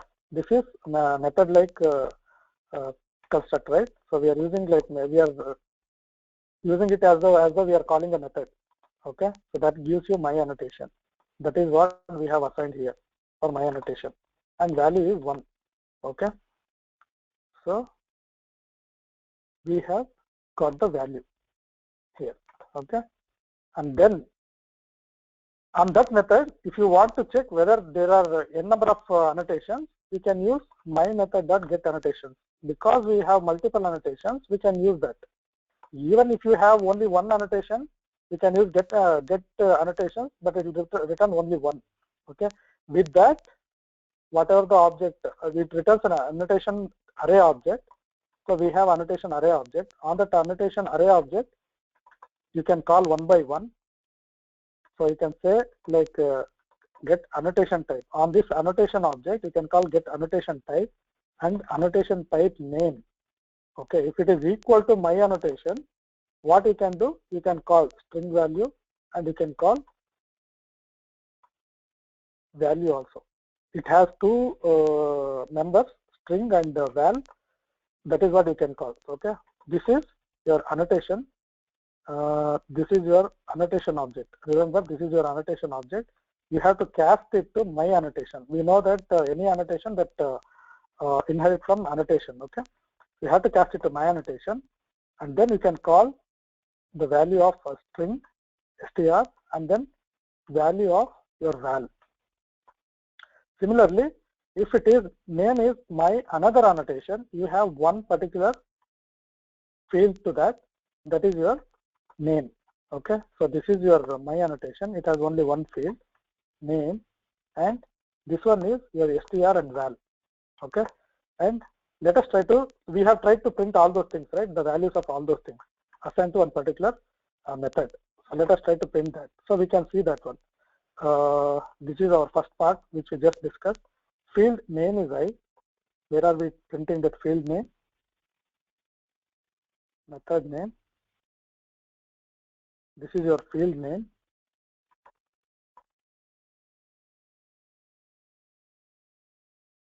Annotation name and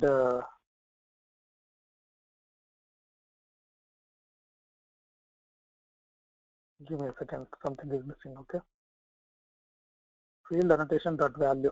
This is the value. This is your integer. So this is for your field. Okay, and it is not getting into this particular this one. Okay, So let us see why is it not getting.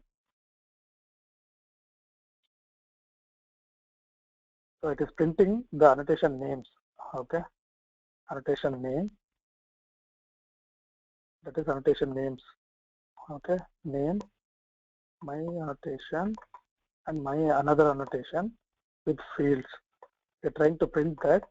And how did we get the value of this one?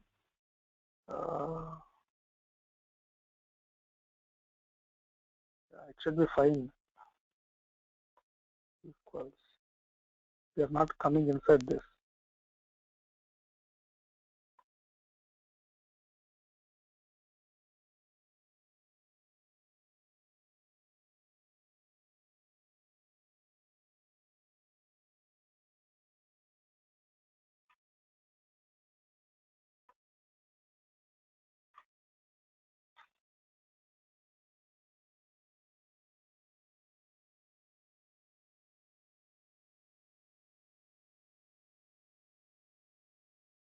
So it's not entering in this particular if condition at all. Okay, it's not at all entering. Get type is get name. So get name will give you string only, and it should be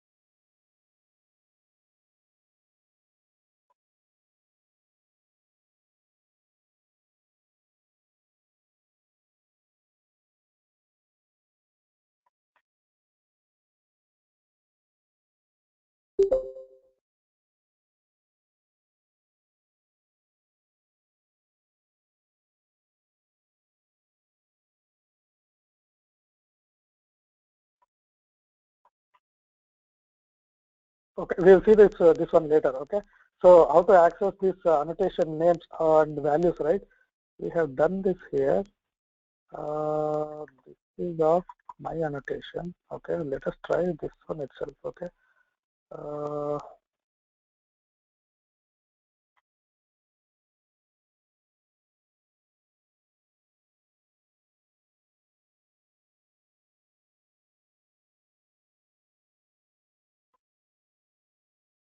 I just wanted to check whether, okay, this is one way of accessing it, and my annotation.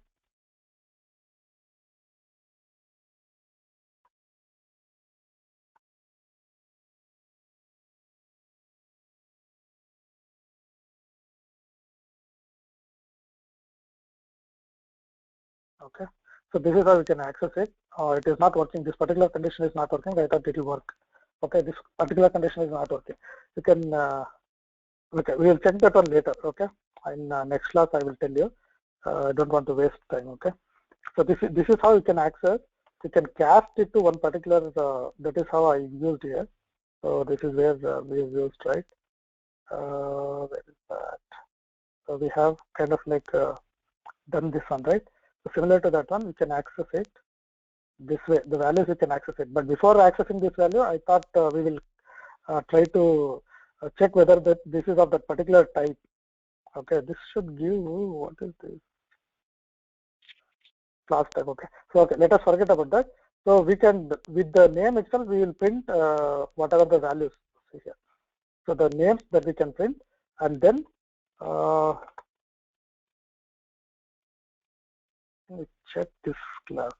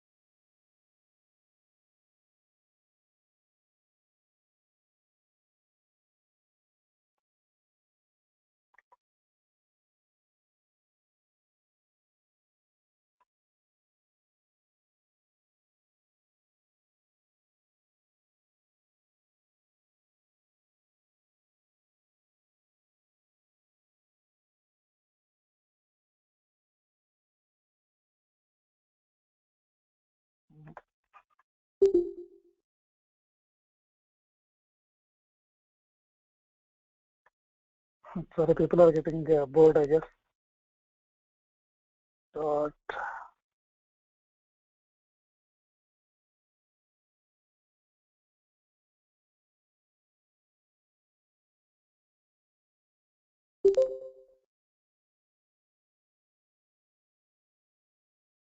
No, I am not familiar with this particular reflection API. So this is the first time I am also working on this reflection. Okay, so I'm not just familiar with all this API methods. Use annotation. Okay, use annotation. What is the one which gives you annotation type? So annotation, get annotation type is, what is that annotation type? Okay, it gives you a class type. Okay, so class type type equals class. I just want to see if we can, if it is possible.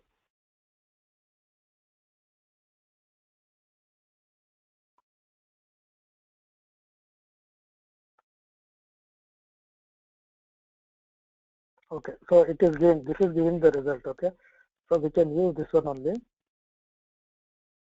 Okay, if annotation type equals my annotation class, I tried this, but it did not work before.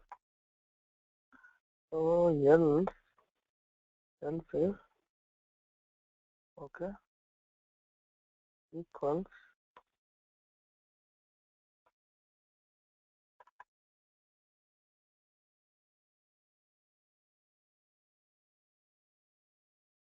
okay, now you can use this one to get the values here, and then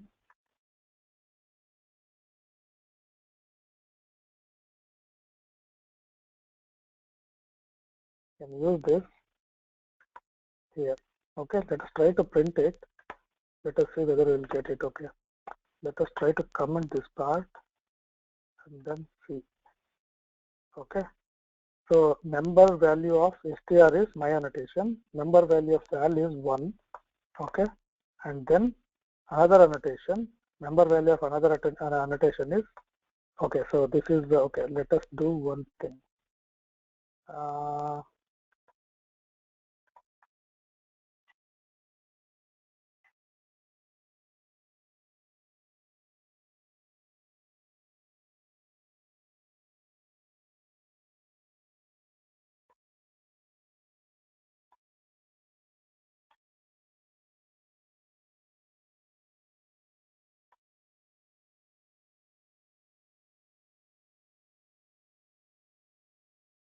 Okay, we will print this one only here outside.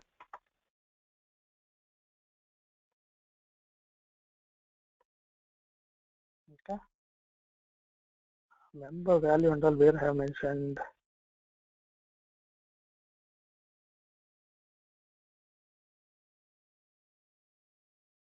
Okay, let us comment all these things. Okay.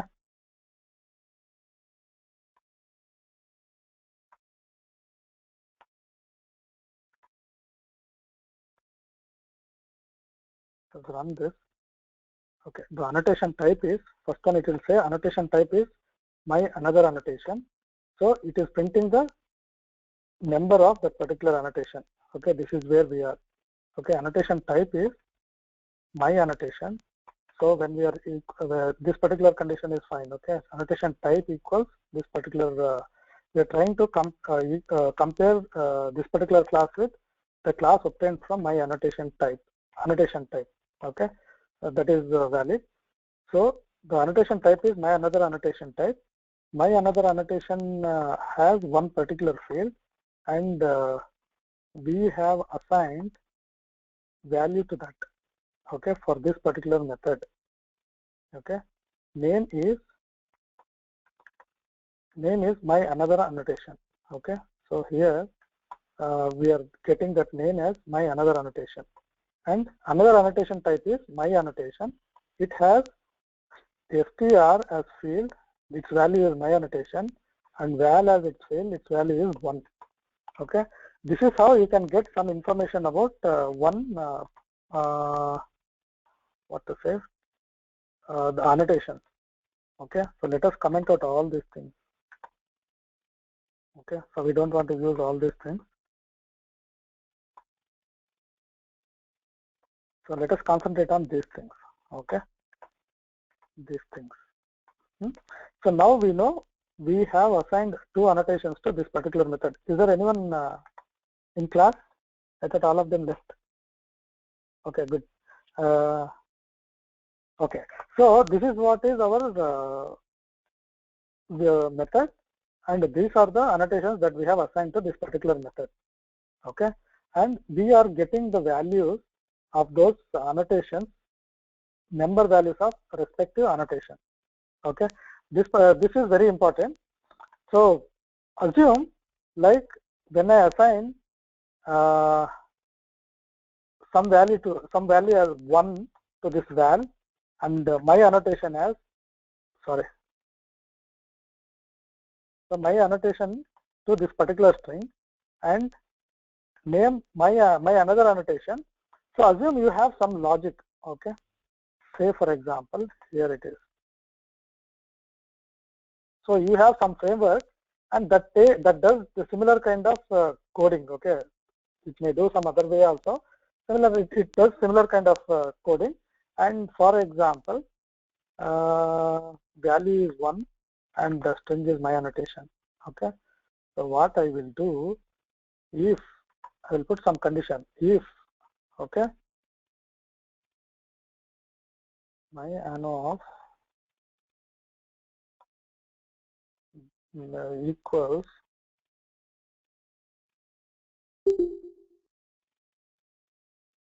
my annotation and my anno of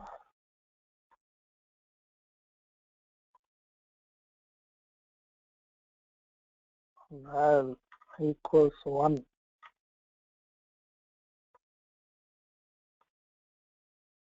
Okay, I will do some logic. Okay, this is one, assume that this is one business rule. So some requirement is like this.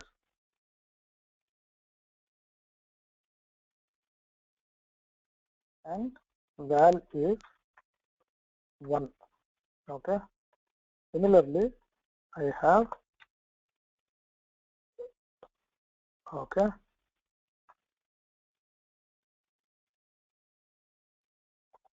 so are you getting what are you following me? Are you following me? I'm trying to answer the questions asked by Kavita and Pavan. Kavita long back and Pavan he asked today. Okay, so what is the advantage of using annotations? Okay, internally they might be using, say for example, you are using. Right now, on top of my head, I cannot think of any such framework-related annotations. So that's why I'm just try to explain this thing in this way, simple way. Okay, in frameworks they would have written some logic like this. Okay, when you assign, for example, say for example, you have this one. Okay, name. Okay, say for example, I have assigned what to say.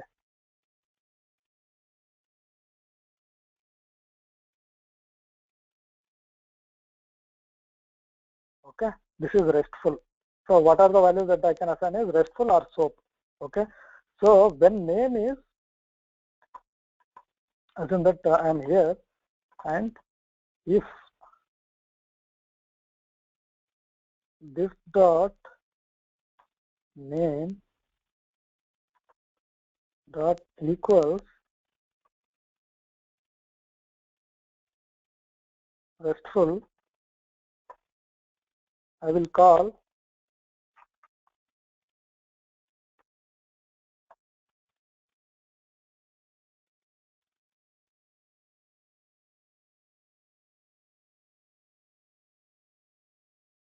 else if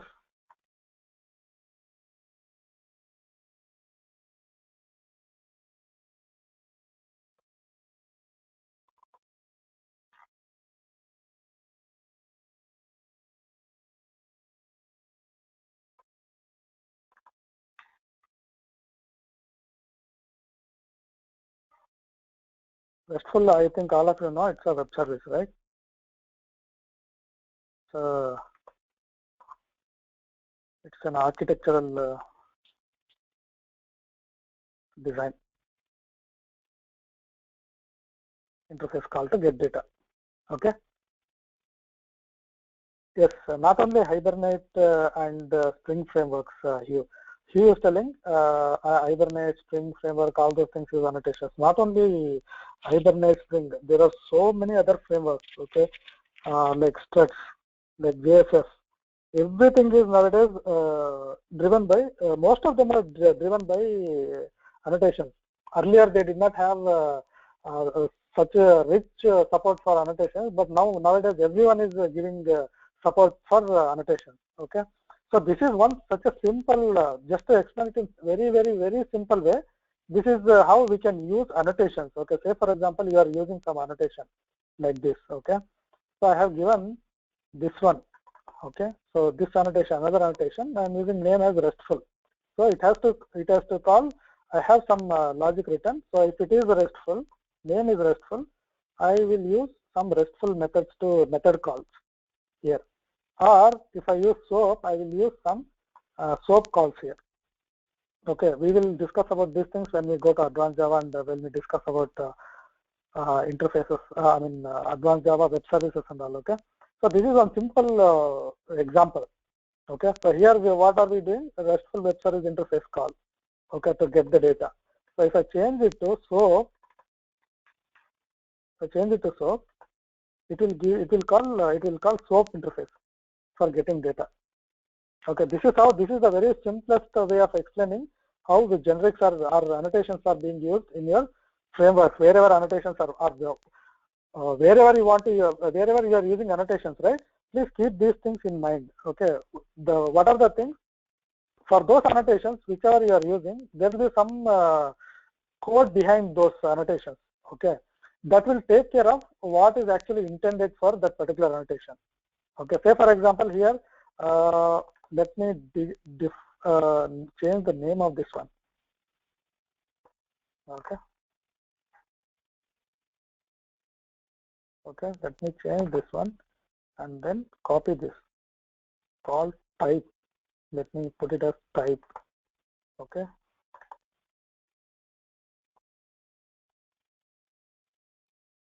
this one. So wherever I am using this one,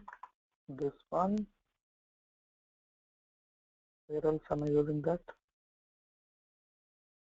Okay, I think okay. So this is the annotation type. Okay. this one. Hope there are no compilation errors. So annotation, based on that one, your respective web service call will be done for getting data from your other interfaces or other applications. Okay, this is how the code will be written for each and every annotation. Behind the scenes, these things will happen. This I am showing in front of you, but within the framework, they would have written such a code to make things happen based on whatever the values that you pass. Okay, when we discuss about string and all, there are certain annotations. We will revisit this particular part when we discuss about those annotations. Okay. Okay. There are a few more big topics, simple topics. So let's discuss and then we will wind up this session. Okay. So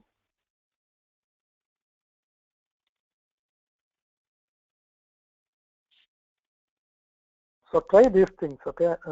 This how to get all annotations, get annotations, and loop through those annotations. So that is what we have done here, right? Get annotations. That is what we have done here. See here, get annotation on that method. Okay, get annotation, and then we are looping through whatever the annotations that are available on that particular method. Okay, so get annotations, you know how to use it, and then let's move forward. So these are all just for your theory type. Annotated elements. You have all these methods. Try all these methods, and then default values. Okay, so let us use this particular default value. Okay, so by default, assume that I don't mention anything in this annotation. Okay, I will mention default is your RESTful. Okay, so now I don't mention here.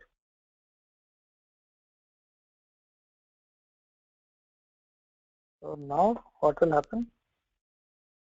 This is name is why this name is name.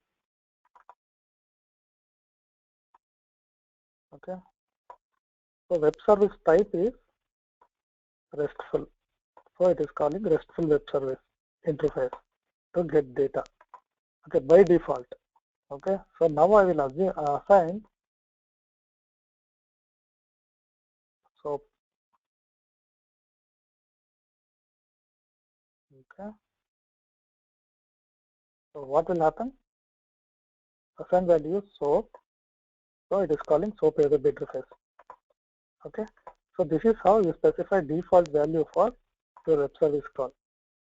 Okay, so just try these things. Don't give any default value and don't give anything here.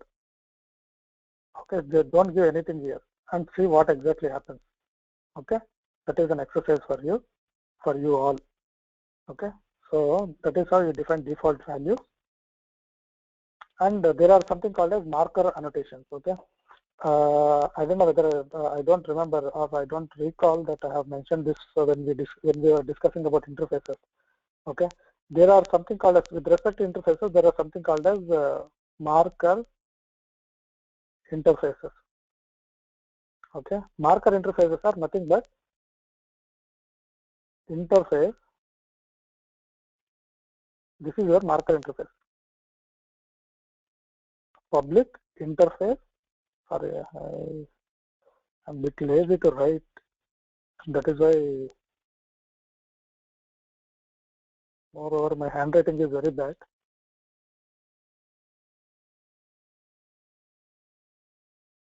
Okay, so note that there are no members. Okay, there are no members at all. I have not declared any methods inside this interface. This is just sorry, some interface, IF. Okay, interface. Interface. This interface is just a name which you can use it to implement any class. Say for example, class A implements interface. In this case, what happens is this is just used as a marker. to say that this is of this particular type. Okay. When we discuss about there is yeah, we have one particular package, IO package. Okay. There we will discuss about what are known as serialization and deserialization. Okay. When we discuss about that serialization and deserialization, there is one particular interface called serializable. We will understand about what is serialization, deserialization when we discuss about IO concepts. Okay, input-output concepts. Okay, serializable. This is a empty interface. This is an empty interface. Means it will not have any members.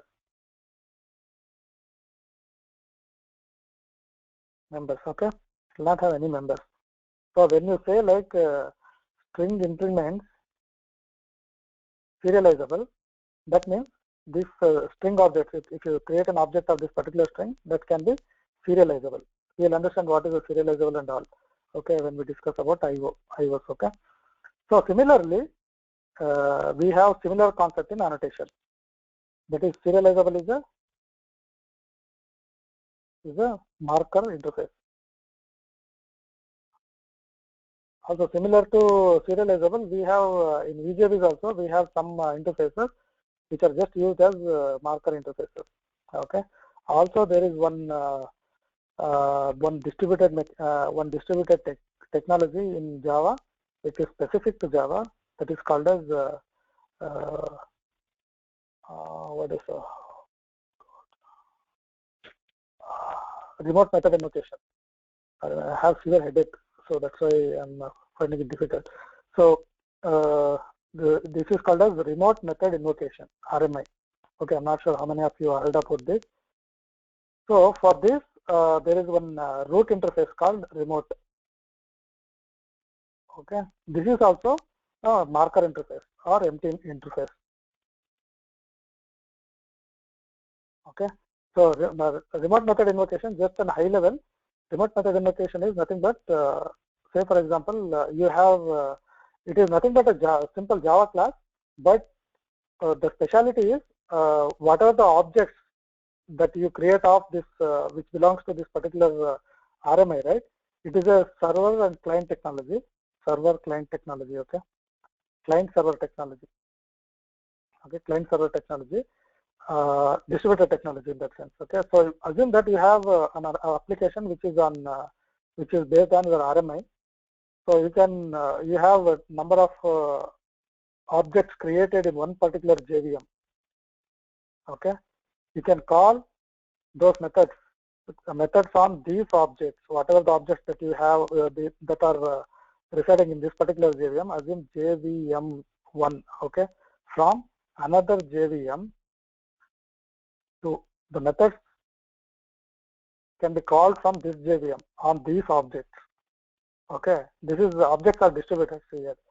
So remotely we are trying to call methods on remote objects.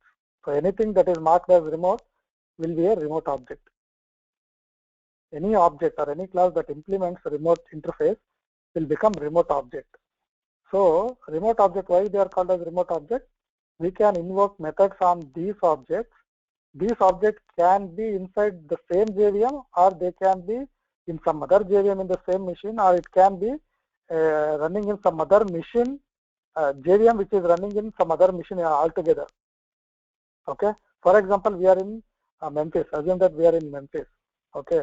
I want to call from my laptop some method on some remote object running in one of your laptops. Okay. That can be achieved using your remote method invocation technology. There is one more technology called Corba. So remote RMI is only for Java to Java interaction. Client should also be Java, and server should also be Java. But Corba, it is not like that. You can write server in Java and call methods from client can be written in any language, say C or C++ or what not. Okay, that is one distributed technology. So they have associated kind of like overheads or advantages and disadvantages. Okay, in order to overcome all these things, people came up with what is called as, okay, this is also a distributed technology.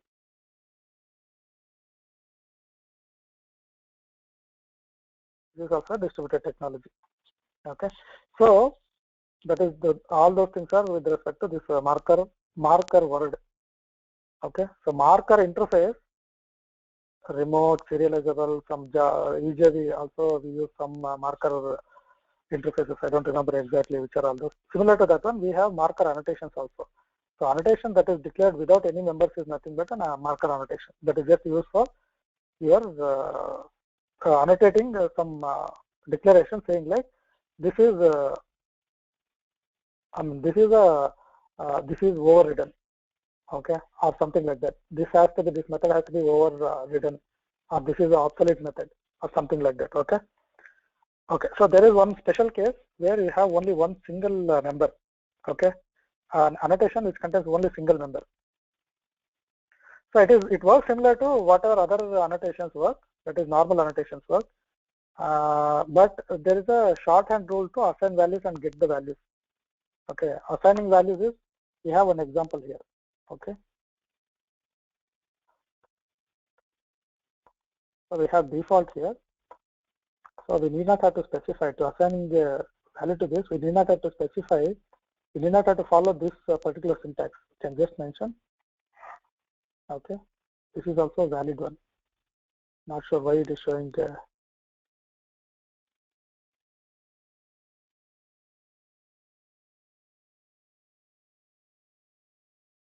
There is no need to specify the name of the member. Okay, and why? Let us remove this part and see whether it works. Okay, I will get back to you on this. Okay, so okay, so we have to kind of like, I thought it will work, but it's not working. Let us see. Let us keep it this way. Okay, and then so some built-in so single member variable. So shorthand is you need not have to specify the name when assigning values. Okay, that is what I tried, but it did not work. We will see. I will get back to you on this one. Okay, I don't want to waste time on this one researching and all. Okay, while the class is going on. So there are some built-in annotations. So retention, we know how to use it. Okay, we know how to use the retention annotation. How to use this retention annotation to specify retention policy for an annotation. Documented, you just go through this one. This is a marker interface used by tools, which says like to document the particular annotation. Okay, target.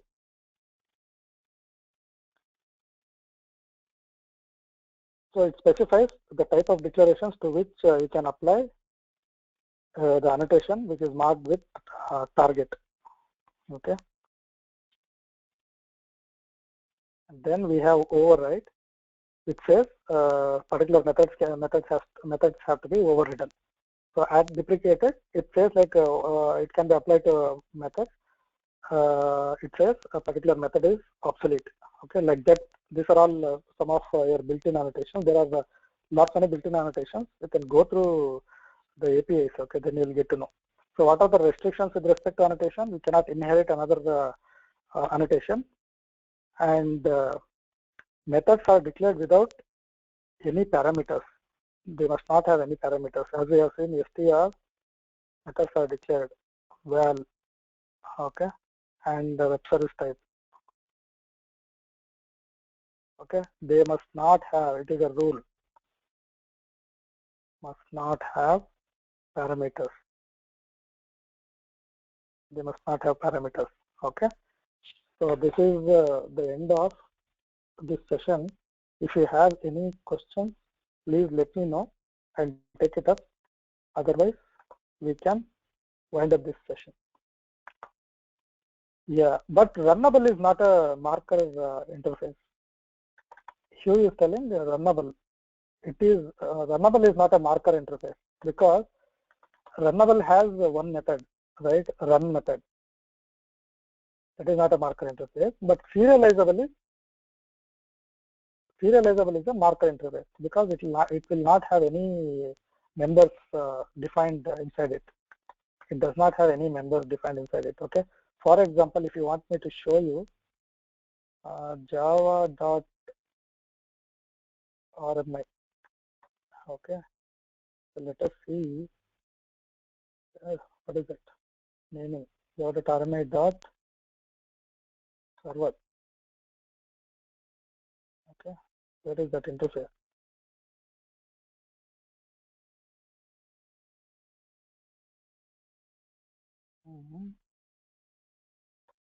Okay, so here is the interface. Okay, so they mention it as remote interface helps to identify interfaces whose methods have maybe invoked from non-local JVM. Okay, so let us see this.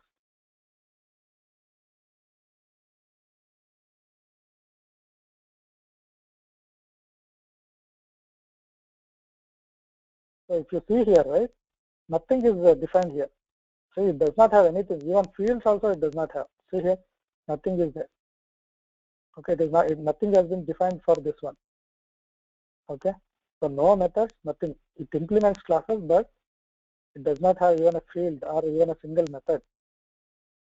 Okay, that is why this is called as remote. The marker interface. And where is our IO? IO is here. Okay, this is serializable. Here also, if you see, nothing will be there. Okay, so do you see anything here? Anything declared here? Nothing.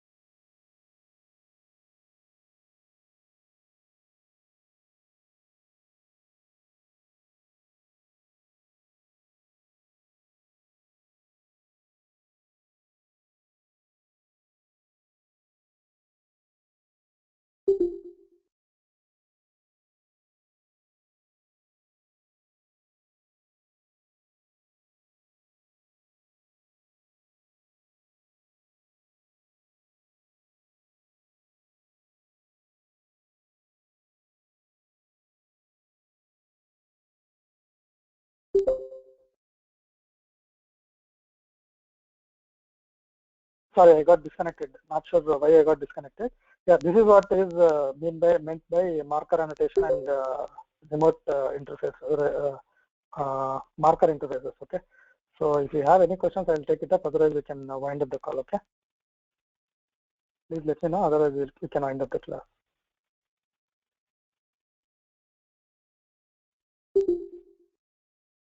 Okay, I'm waiting. No one has any questions? Okay then. Yeah, thanks everyone. Thanks a lot for attending this session. Okay. Good. Yeah, thanks you. Good. Yeah, hope this was useful. Hope you will be able to implement these things, or you'll understand what are annotations in your whenever you are trying to use some annotation in future. Okay. Thanks a lot. Thanks everyone. Bye. Take care.